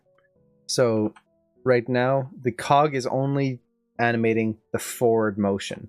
There's no up and down on it. And the main reason I'm doing it this way is so I have independent control over the chest and the hips here. So right now I can move the hips up and down, and then the chest up and down, and get that very easy overlap. If I was doing the cog, I could do the same thing, but then I'm going to have to counter animate the chest to drag it. So if ever I have to adjust the hips or the cog up and down, I would then have to redo the chest. Right now, if I find a mistake on the hips, my chest is fine. And the reason I'm doing it this way is, compared to a typical biped, is because of the body posture. If I was animating a human, we're vertical. So all of the controls stack on top of each other. And instead of just trying to talk about it here, I can just demo it. So our overlap works slightly differently. With a human, you'll have the cog control here. Usually it's blue. Make sure I actually draw in blue here. So you'll have the cog control, and then usually I'll use the FK spine control. So you'll have 1, 2, 3. And they all stack on top of each other, which means that the main overlap is going to be rotate X and Z, but it's going to be very slight. And wherever the cog moves, I want those upper spines to move because it creates natural motion. And I get very nice, clear contrast and poses that way. With a quadruped, I always animate with IK spine because their chest and hips are basically 2 pairs of hips because they're contacting the ground.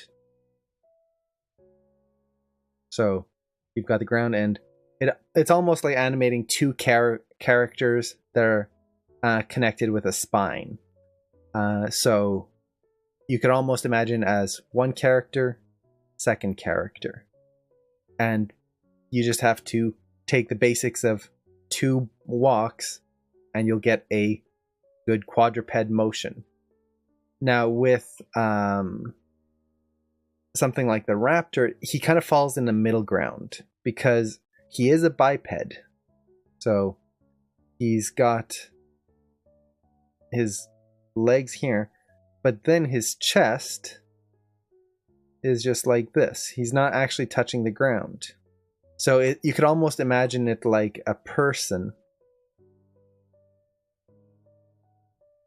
who's just kind of kneeling over and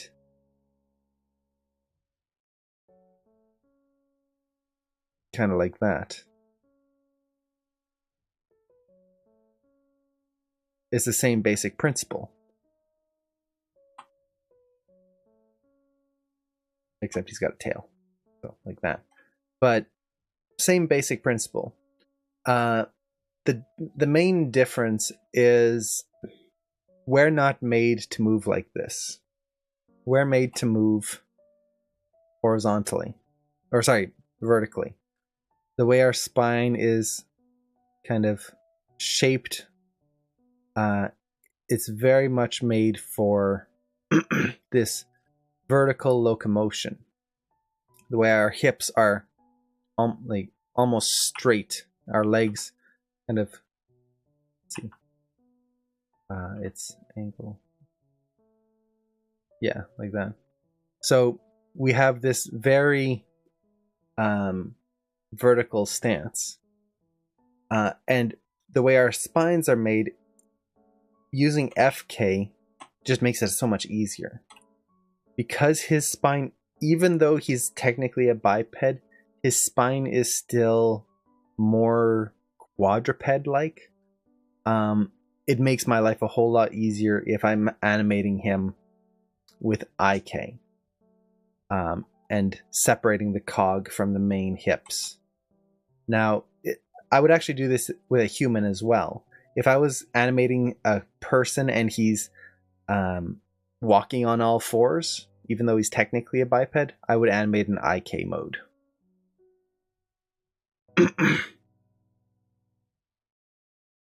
So, yeah, it's still frozen there. Okay. So.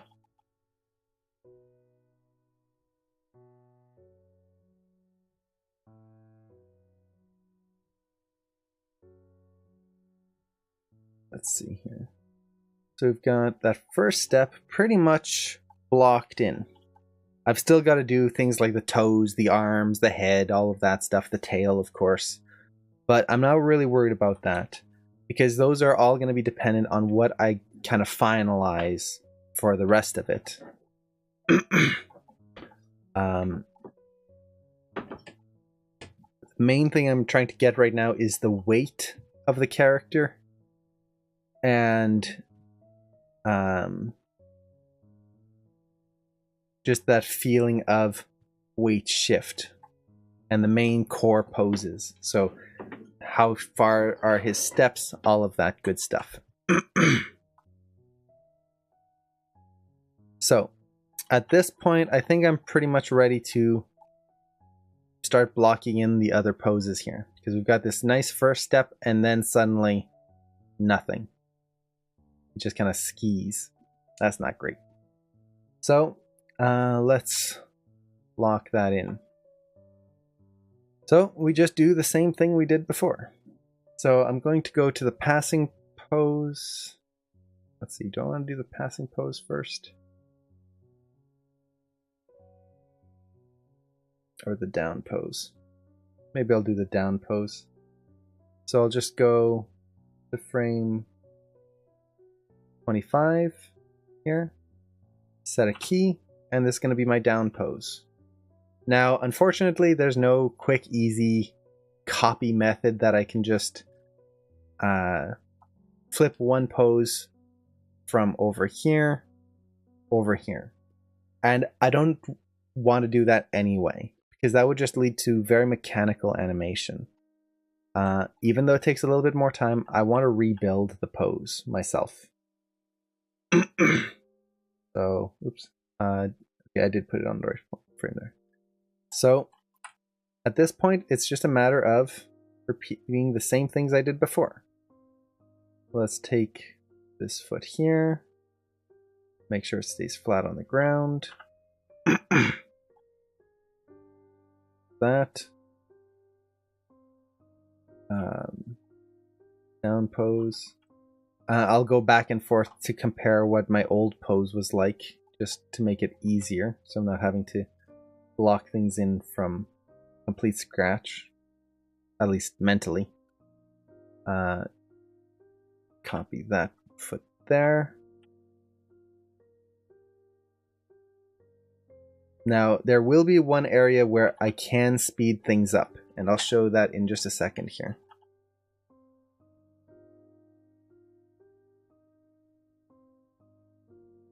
So, let's see. I just need to have this foot start peeling off the ground.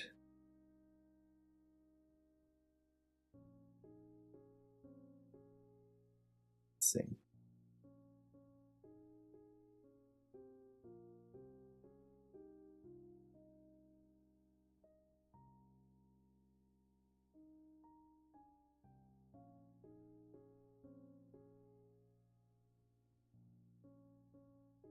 Something like that. I'll get back to it once I get the hips in place, because they're affecting quite a bit of how this leg is stretching unappealingly. So one thing that you can do to help speed things up is just look at the curve that you have for the previous step here. For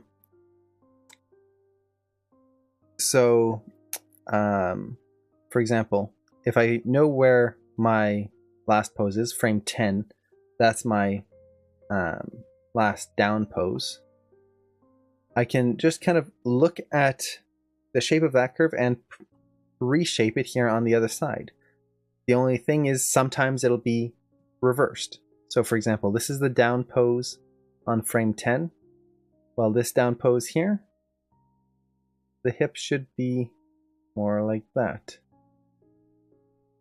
So what I'm doing is I'm just kind of making sure to reverse that and get the same shape. It's not going to be exact, and I don't want it to be, because again, I'm trying to build this in organically. Translate why. The up and down of the hip is going to be very similar. So if I know this is the down pose from my previous step, well, the hip should be right around there again, because it's still a down pose. Translate Z, no worries. Rotate X. This is the overlap. Again, it's going to be very similar to my previous pose, which I had already thought out quite in depth. So let's just bring it down similarly. Rotate Y. This is going to be the opposite. So if, for example, this one has a value of -9-ish, this should be a value of +9-ish.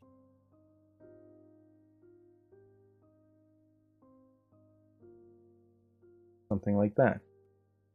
So it's not the fact that I'm copying it, but I can use what I've already done to get an idea of what I want to do next without having to go through all of the mental steps that I had done previously.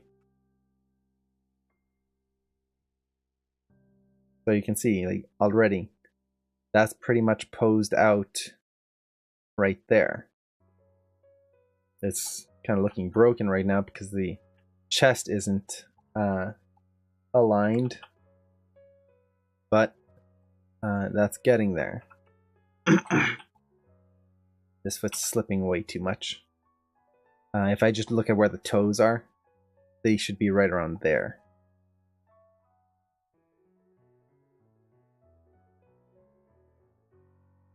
Now, a lot of people tend to use some tools or things like that when trying to determine where the feet should stay in place if you don't have a foot roll. I just like to do it by eye. Just frame through like that. As long as it doesn't feel like it's slipping, that's all I need. It doesn't have to be perfect. And oftentimes, if it's not perfect, it'll actually look better. If it's too perfect, it can tend to look robotic.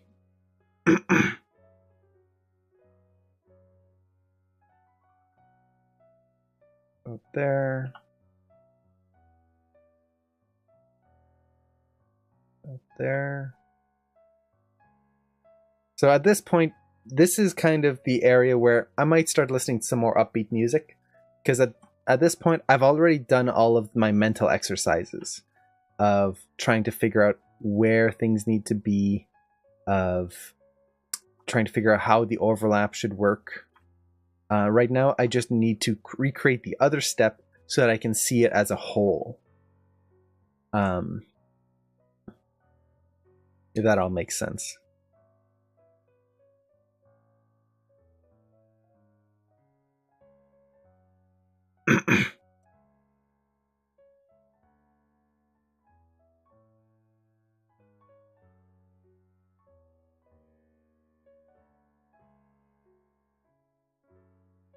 Okay, so that's the chest done as well. Now something's feeling a little off, so let me just compare it. Yeah, something's off with the hips for some reason. I might have reversed a curve that I wasn't supposed to. So translate X, that gets reversed. Y doesn't get reversed. Rotate X doesn't get reversed. Rotate Y needs to be reversed, which it is. Why is my hip collapsing in on itself?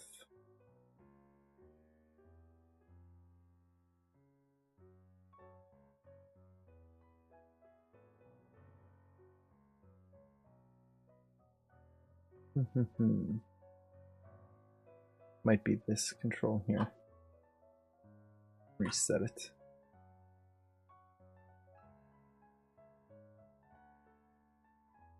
No, actually, it's doing the same thing on this side. I might just need to refine some things. Whenever you see deformations like this, you kind of have to be careful, because it could be an indicator of something that's not great.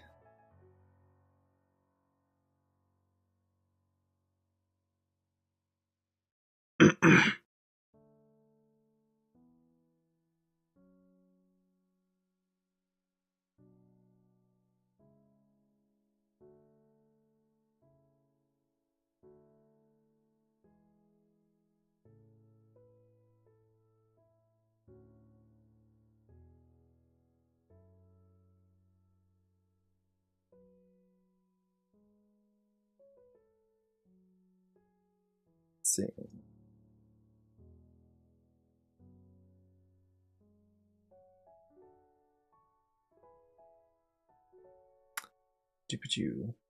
Okay. Let's see. I just realized we're already at 2 hours in the stream. Did not feel like that long to me. For some reason, I was thinking we were still in 1 hour.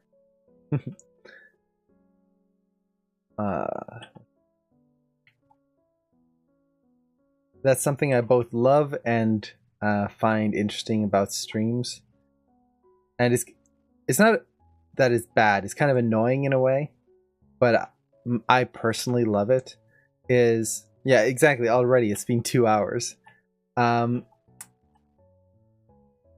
When I'm streaming, and it's the same when I'm teaching classes, because I'm talking my way through things all the time, it slows down my animation process a huge amount. So in 2 hours, I've only done like a few poses here.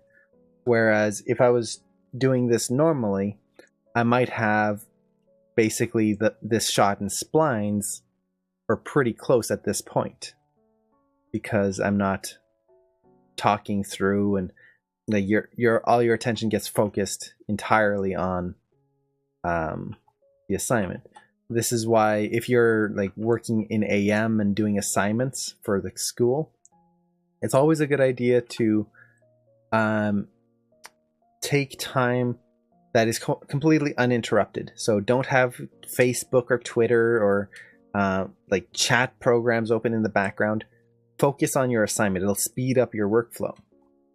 Now, on the other hand, I love doing this because even though I'm working slower, because I'm talking my way through this, I'm forcing myself basically to learn. And it's one of the things that I love about teaching at AM is it makes me have to think about what I'm doing, so that I don't just do things mechanically. It's not just, this is how I do it. I don't think about it. I just do it. I actually have to think about it and try to explain it clearly to people. And because of that, I find things sink in a lot better. And I even, doing things like this, I find that I can improve my own workflow quite a bit by starting to explain something and then realizing, oh, you know what, maybe I can do it another way.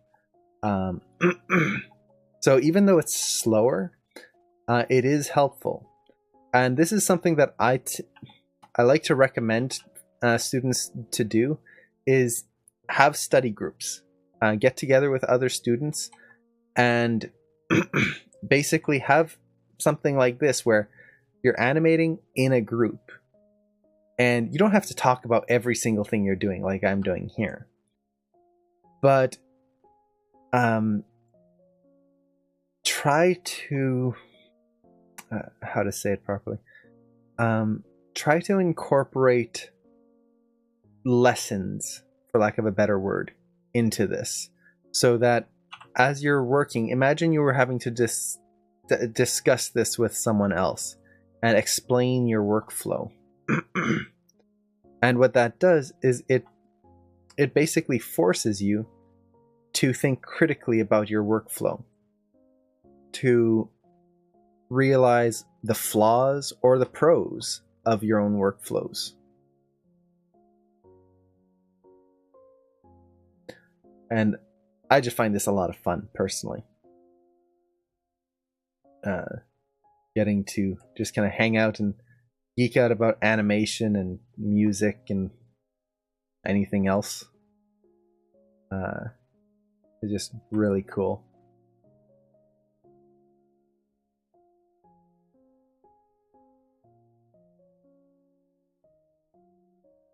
Go. Now the exact placement. This is going to be on the passing. The foot is basically right behind that heel there. I kind of want to place it similarly here. Again, not exact, but just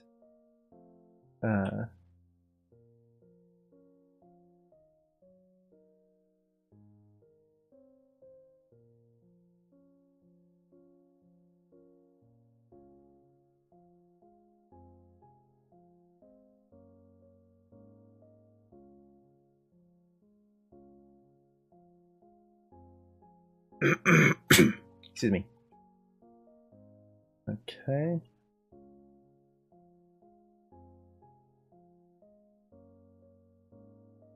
Let's get the hip working in here as well. And I'm just gonna try something to see if I can speed up my workflow a little bit. I haven't touched the hip or the chest or the head on frame 27, which is my passing pose. And I'm gonna go to frame 29, which is my up pose, and just worry about the feet. So copy the toe poses from the previous one.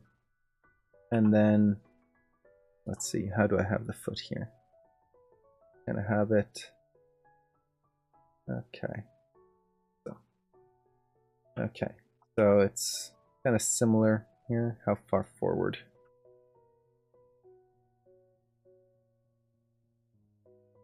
Just past the knee. Something like that. Okay. Now the reason I did this is since I'm using the graph editor as kind of a base to quickly block in my spine and everything, I can just do two poses at the same time. So if I just take a look at this, for example, I know that this is my up pose, so it should be over here. This should ease in.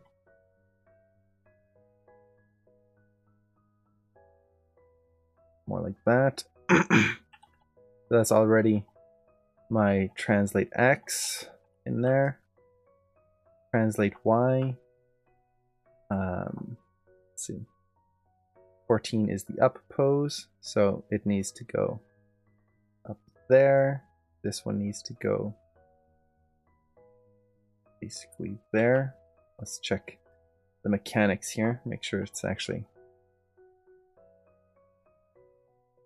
Yeah, that's working. Translate or rotate X, same thing. So this is again part of that whole I've already thought through all of this.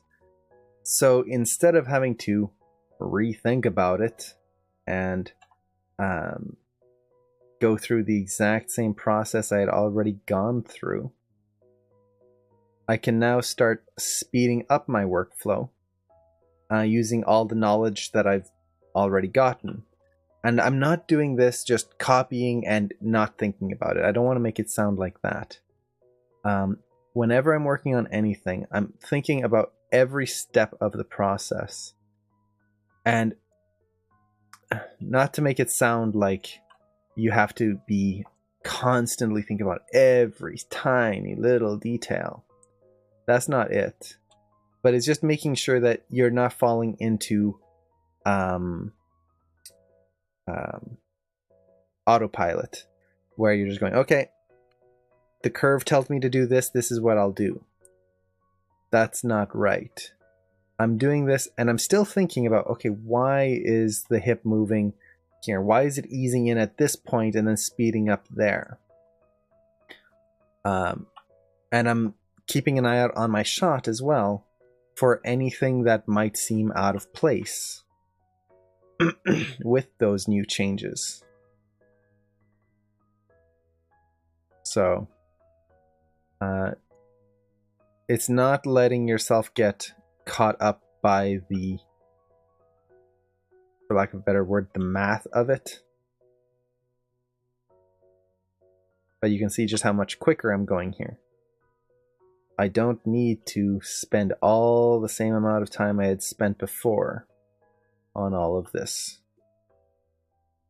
If I did, I wouldn't get anywhere.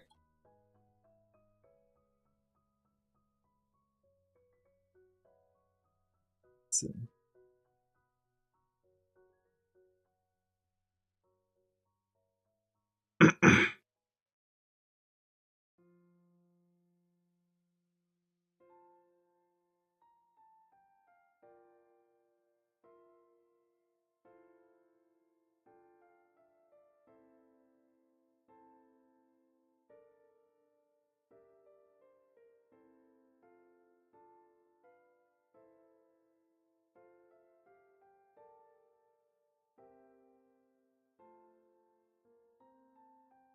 that. Now the head. So you can see already the hips, the chest, done. I'm not having to think too much about it.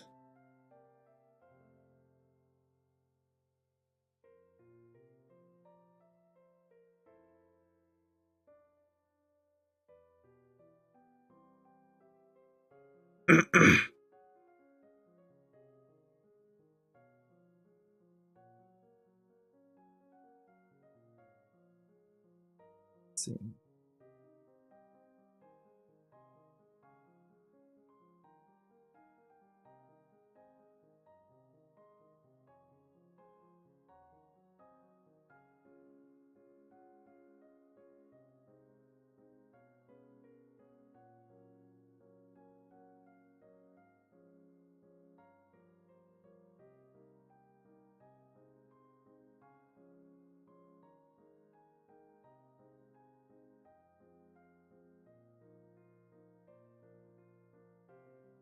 That.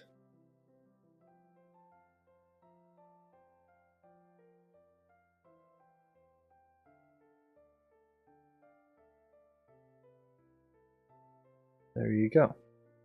So already I've got those two poses in. Now I just need the two poses here, and I'll have most of the walk very roughly blocked in. So again, I'll just do both of them together. So that one and that one. And of course, I start with the feet. Same reason as before.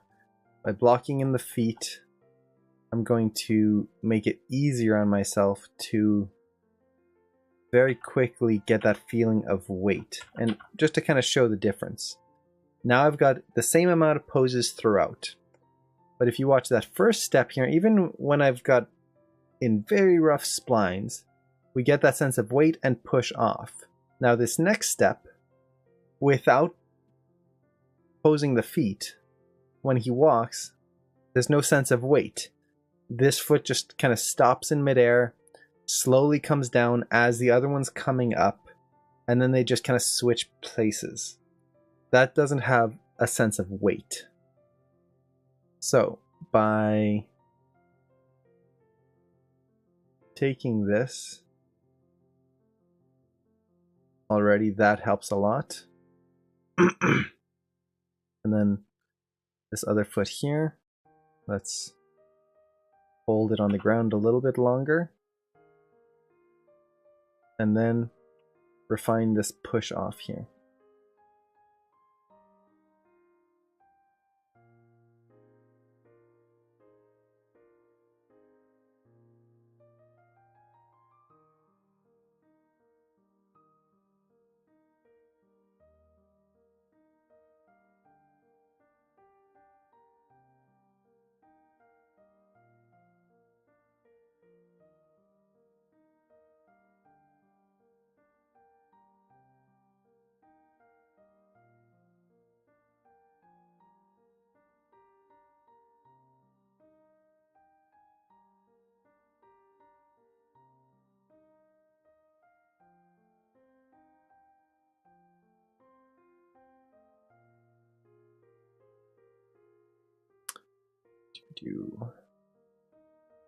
Get the toes in. Now this is probably going to be the part that's going to be the most frustrating later on when I'm refining the walk, is getting these toes to work correctly, to get this push off working correctly. I'm probably going to end up animating it on ones to get it to look right. But that's just kind of the process on something like this.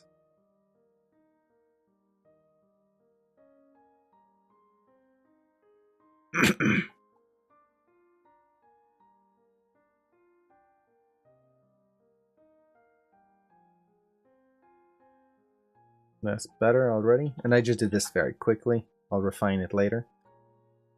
Oh, and there's a bit of a pop in that foot. What's that from?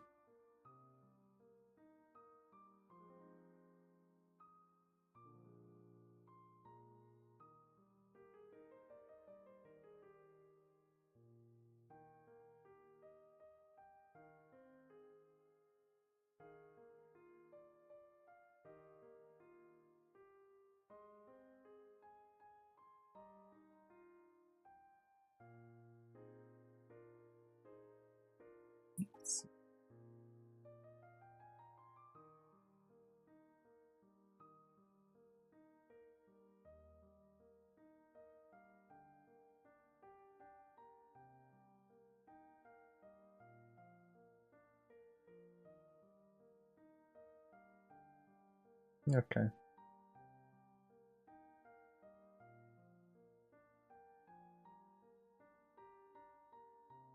Just making sure all these curves are making sense for now.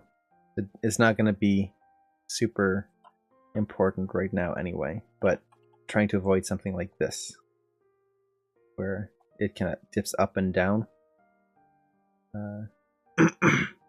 Shouldn't be doing that.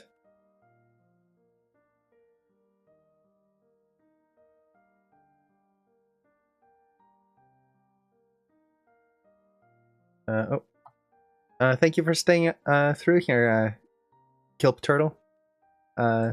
Nice. Yeah, I hope to see you around next stream as well.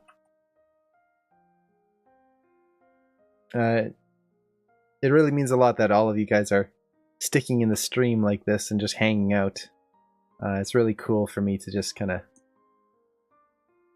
animate like this.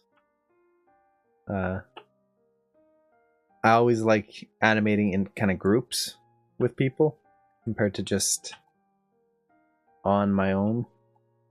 So the fact that anyone would want to stay in here and watch that is actually really, it means a lot.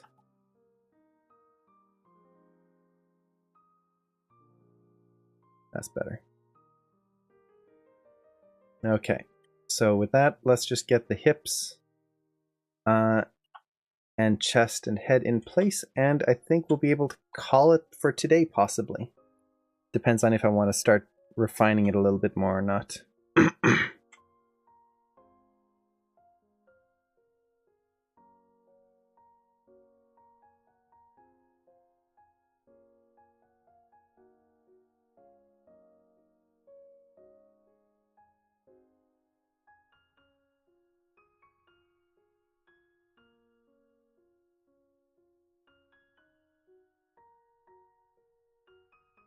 Let's see.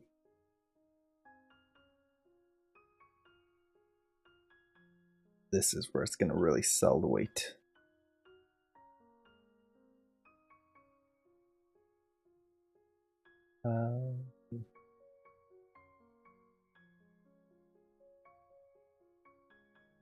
Let's contact there.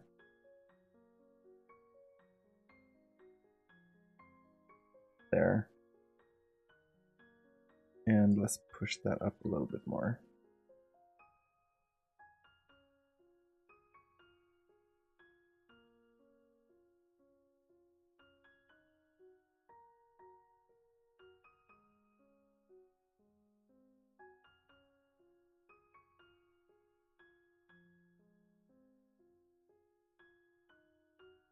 Like that. Now again, this is preliminary posing, so a lot of this is going to be a lot further refined later on, where I'm actually going to go through these curves and make sure everything is nice and smooth. Make sure I'm getting proper overlap and all of that good stuff. Right now it's mostly just trying to make it so that I've got the base in here.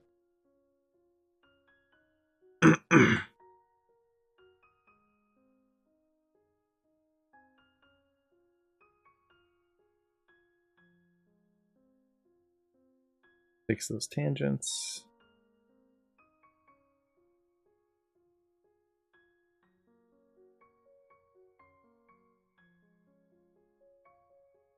Okay. Let's do the chest.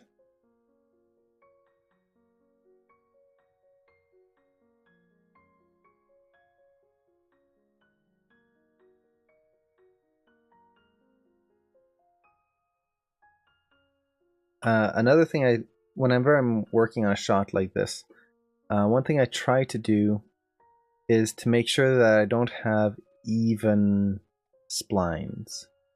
Now what I mean by this is, even if a movement is very subtle, like this one here, this curve is very linear right now. If I can, I like to try to push it to have at least one moment, like right here, where it goes from maybe a little linear, and then the spacing changes. That way, already, just looking at the curve, I know that there's some contrast in there that is going to be interesting to look at.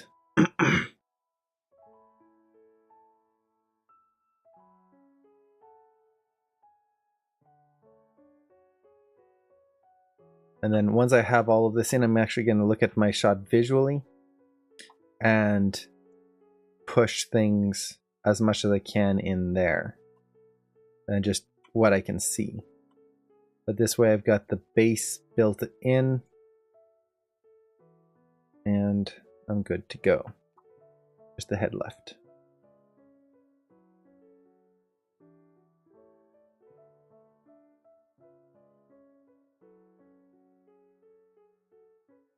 And rotate X. We'll leave that for now. Okay, so make sure to save. And let's see what we've got. Okay, not great, but if I frame through this, okay, we've got a pop in the hips. Let's see. Yeah, it's popping way up, way too quickly there.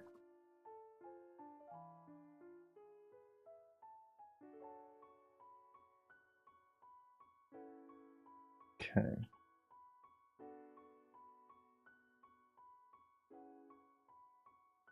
Just make, there you go. That might be causing the issue there. Stray key on the cog.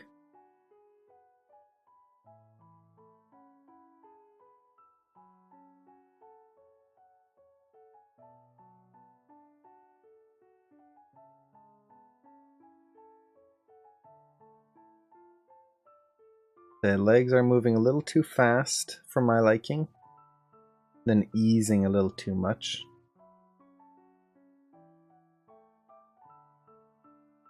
The other thing I can do to make it a little easier to analyze my animation is create a cycle. What I'm going to do is just take all the keys. Oh, thank you, Buteman, for following. Thank you so much. I really appreciate that. So I'm just going to make a quick cycle. To do this, I need to make sure that my first pose and my last pose are exactly the same. So to do that, I'll just take frame 1, go to frame 31 by middle mouse dragging the timeline there. And I'm going to key everything except my translate Zs. So I know that my translate Z is mostly going to be on the cog, the head, and the feet. So I'll just deselect those. We're not going to see it visually because I've got all the other controls selected, and just hit S to set a key. So there you go. The pose is still in there. Now I can select the chest. Or sorry, I've already done the chest. Let's do the head first. Middle mouse drag it to frame 31. And I'll set a key on everything except translate Z. So right click, key selected.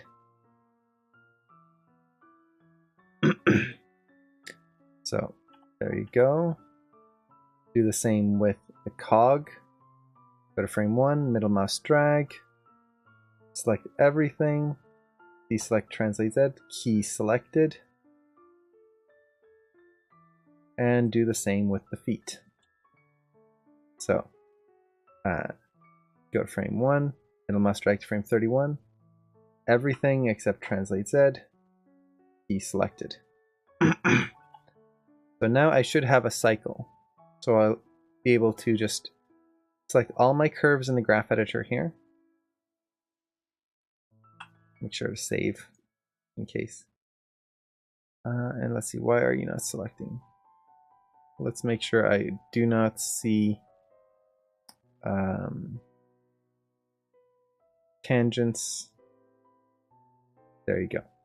And I'm going to go to curves, post infinity, cycle.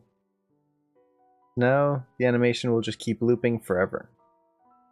But I want this to move forward, so I'm going to take the head, the feet, and the cog, everything that's actually moving forward, take their translate Z attributes,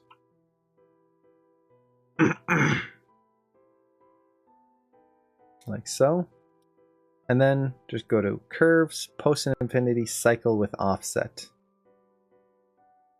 Now I've got a dinosaur that keeps on walking forever.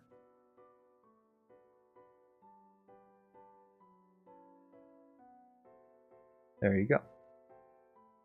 So with that, the reason I did that is now I can hit play and just kind of watch it for a while and see what doesn't look right. The main thing that's not feeling right is the hips are kind of bouncy and the feet are moving too quickly. So to solve this, let's just ease the feet a little bit. So as he's walking, that foot stays on the ground, good. And as it lifts, let's drag it back a little bit. Drag it back here. Let's play through that, see how that feels. That feels a little better already. Now again, keep in mind that this is still very rough blocking, so a lot of this is going to need to be tweaked later.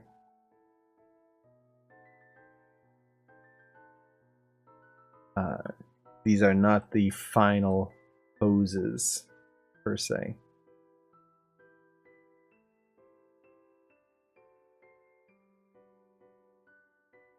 So let's hit play. Oh no, did Maya just freeze up on me? I think Maya just froze up on me. Luckily I had just saved. So let's see. I want to fix those feet and those hips, and then I think we can call the stream over. So I'm just going to reopen the scene here.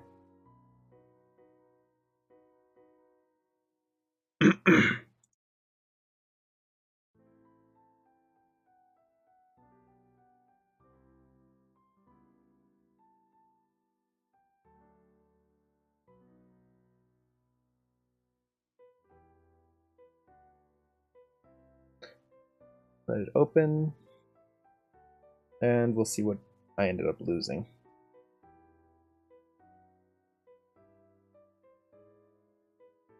Let's see.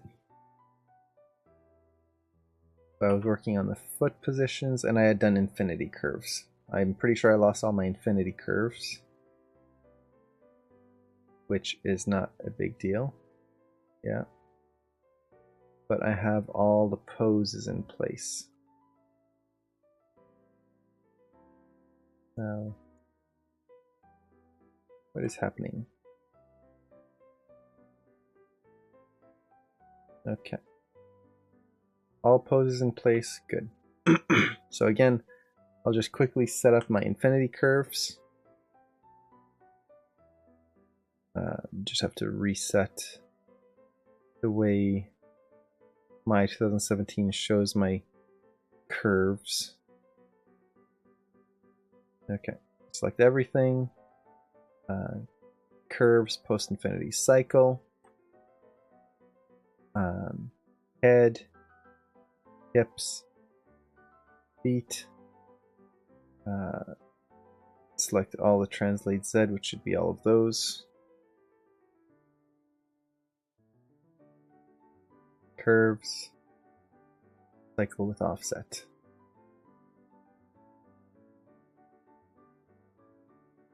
There you go. Okay, let's save. Nope. Not save as. File, save scene. Interesting.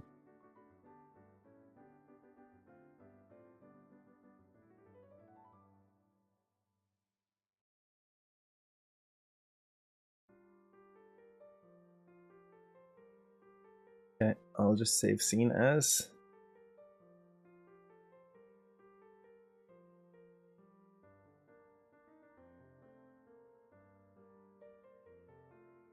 It's good to upgrade the versions anyway. B002.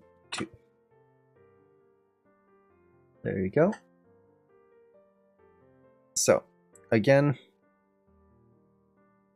want to take a look at this and just kind of analyze things. So, right now, his up and down feels a little poppy. And what I should do is actually create a play blast, just to make sure I'm looking at this at the correct speed. Because Maya's viewport is not the best for analyzing speeds of things. So I'm just going to make sure I can... Okay, that'll be a good range there. Maybe I'll just go to frame 100. And in order to play blast this, one thing I like to do is I like to turn on anti-aliasing. Basically that just smooths out the edges. It's not necessary, but I like to look at my animation without all the artifacting that goes on. And do I want textures on this? I think we'll just look at it like this for now. Double check my play blast settings. Excuse me. That cough just won't go away. And let's save it to my desktop.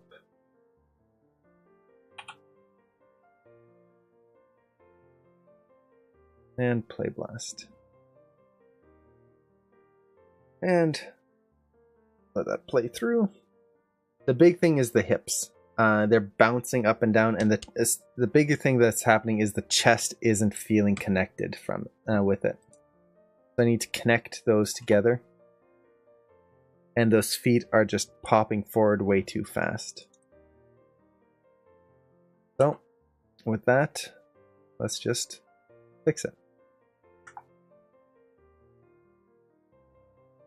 So again, feet, that's pretty simple.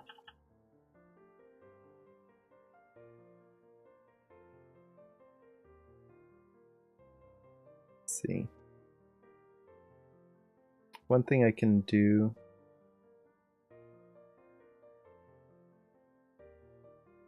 is just have the foot pick up a little sooner. Right now, the foot takes from frame basically 22 to 25 to pick up off the ground. What I could do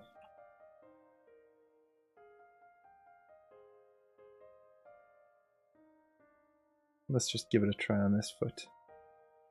Gonna take this foot, copy its pose here, there. Let's move it back.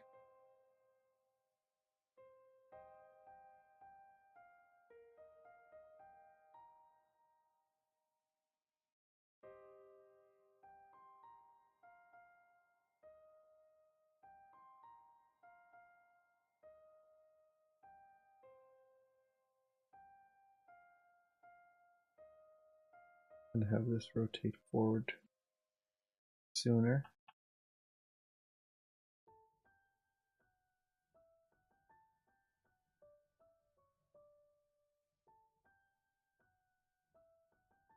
And let's not ease it in so much.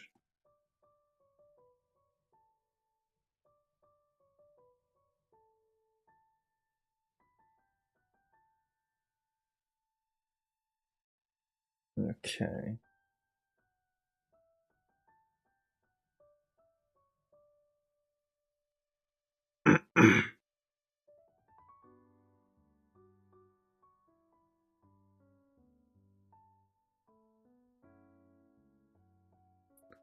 Something a little bit more like this.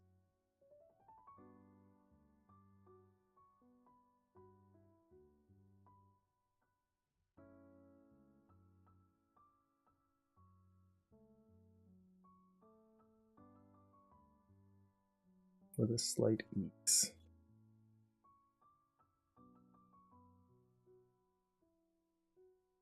Yeah, that feels better. So basically what I did was I had the foot pick up a little sooner. Let's do the same for this foot.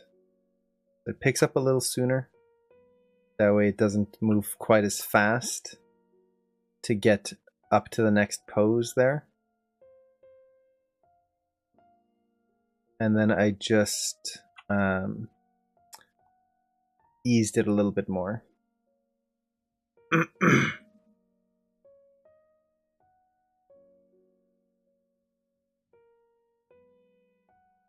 That way there's not that big pickup of speed partway through.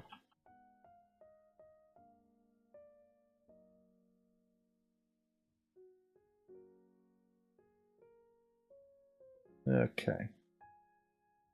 Let's see. How does that look?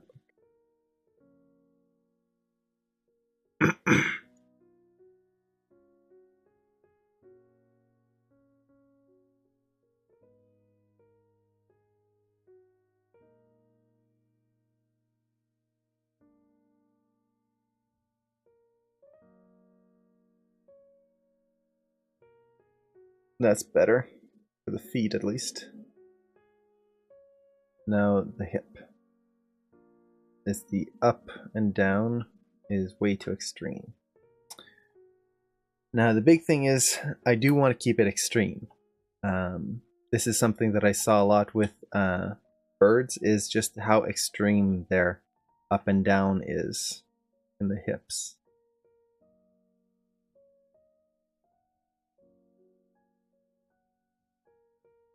Now I could either reduce the down motion.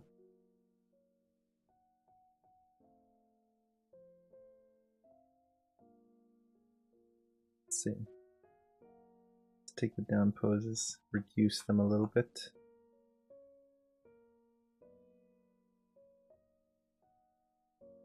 And offset this a little bit more.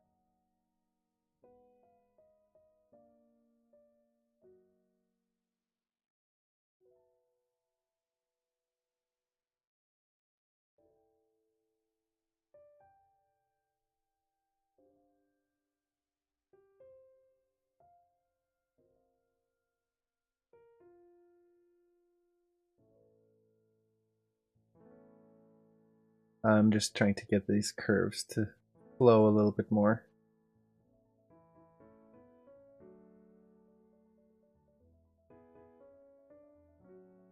While still keeping a little bit of the up and down motion. I don't want to lose that.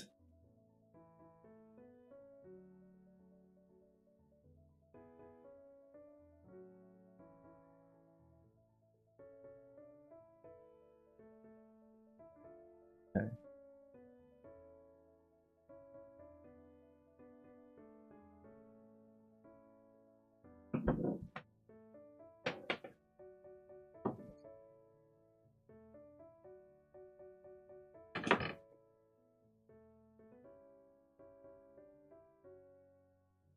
That's feeling a little better, aside from feeling like he's hitting a wall at the top there.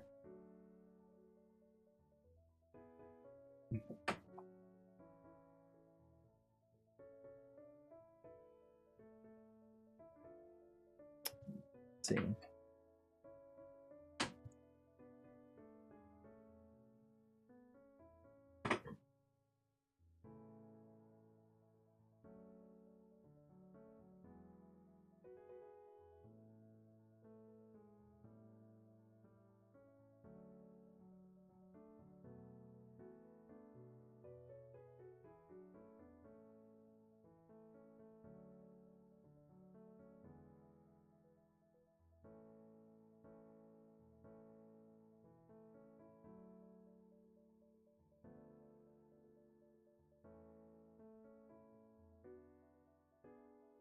Okay, that's a little better. Big thing now is the chest. And then after that, it's going to be a lot of refining. And for the chest, needs to come down more with the body.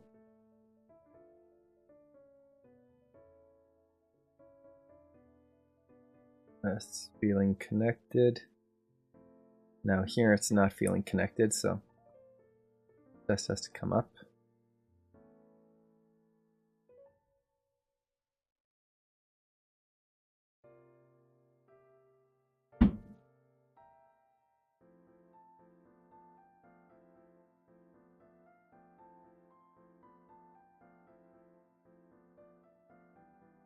I think that's pretty close, at least for first pass.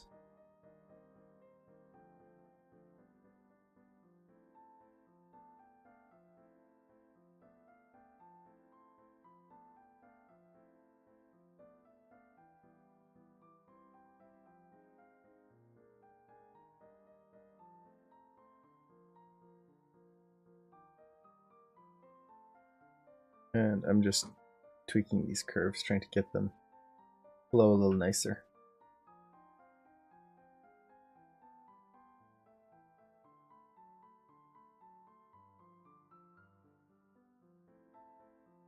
Let's see.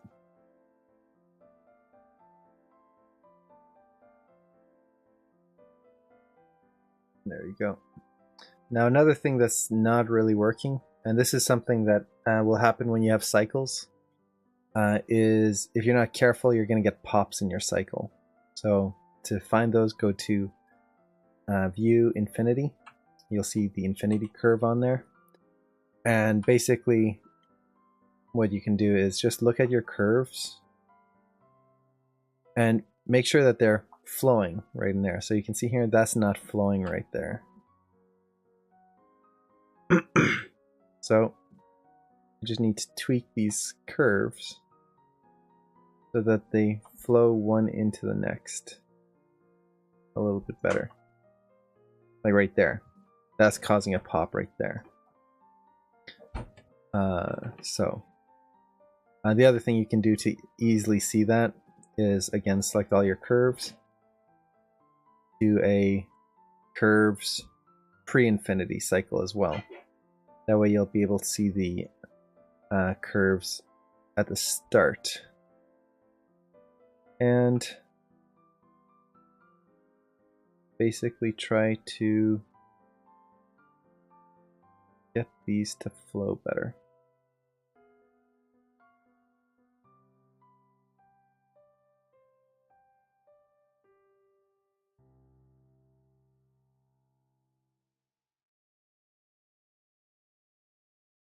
Push this down quite a bit more.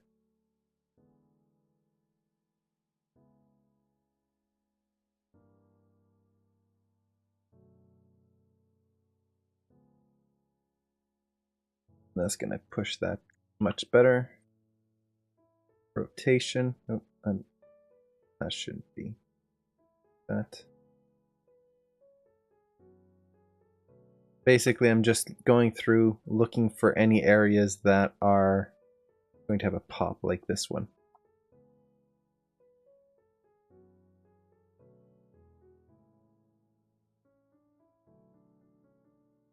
Make sure that it flows into that cycle.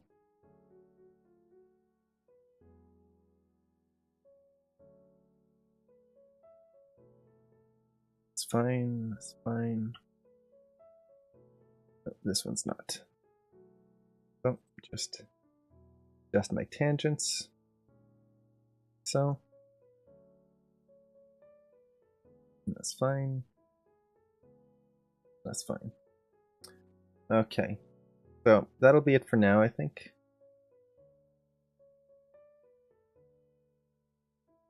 Let's do another play blast. Just see what we've got.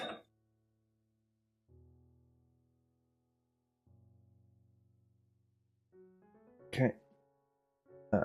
I should turn on the resolution gate so I know exactly what I'm play blasting. Okay. So, play blast. Let that go. Then we'll do a quick analysis, and I think we can call it here for today. And then on the next stream, actually start coming in and refining some of this stuff. Get a lot of the weight in there and start making it actually feel better. Because right now, is still Poppy. I've got the main poses in there, but things aren't quite feeling connected yet. I can even see the rotation of the chest here isn't feeling quite right. It just kind of feels like it knocks against each other. But in terms of just getting everything I need in here, I've got it in.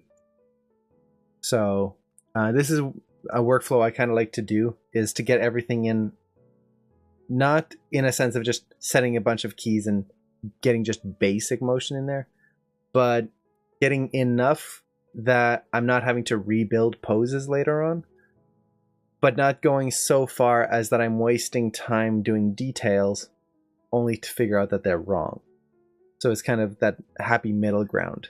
So now at this point, now that I've got enough poses in here, I can really start animating that overlap and all of that stuff without having to redo a bunch of stuff. I haven't wasted time already trying it out. I need to add a lot to the head.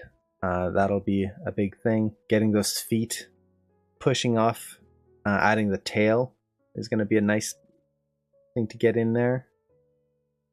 But yeah, I think overall it's off to a decent start. Cool. So, oh, right at the end there, Indie Respawn, thank you so much for the follow. It's very much appreciated. So, as usual, this recording will be posted to the Twitch channel. If you missed the beginning, or if you just want to rewatch something out of it, I'll post it there. Let's see. And then I'll try to figure out a actual schedule, an actual stream schedule. That way it's not just random stream at random time at the last minute kind of thing. Give everyone time to actually jump in and actually get in here beforehand. But I hope this was helpful in some ways for everyone, and that you got something out of it.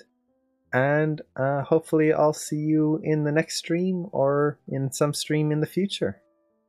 So I think with that, we'll call it here. Take care and have a great day. Bye. Bye.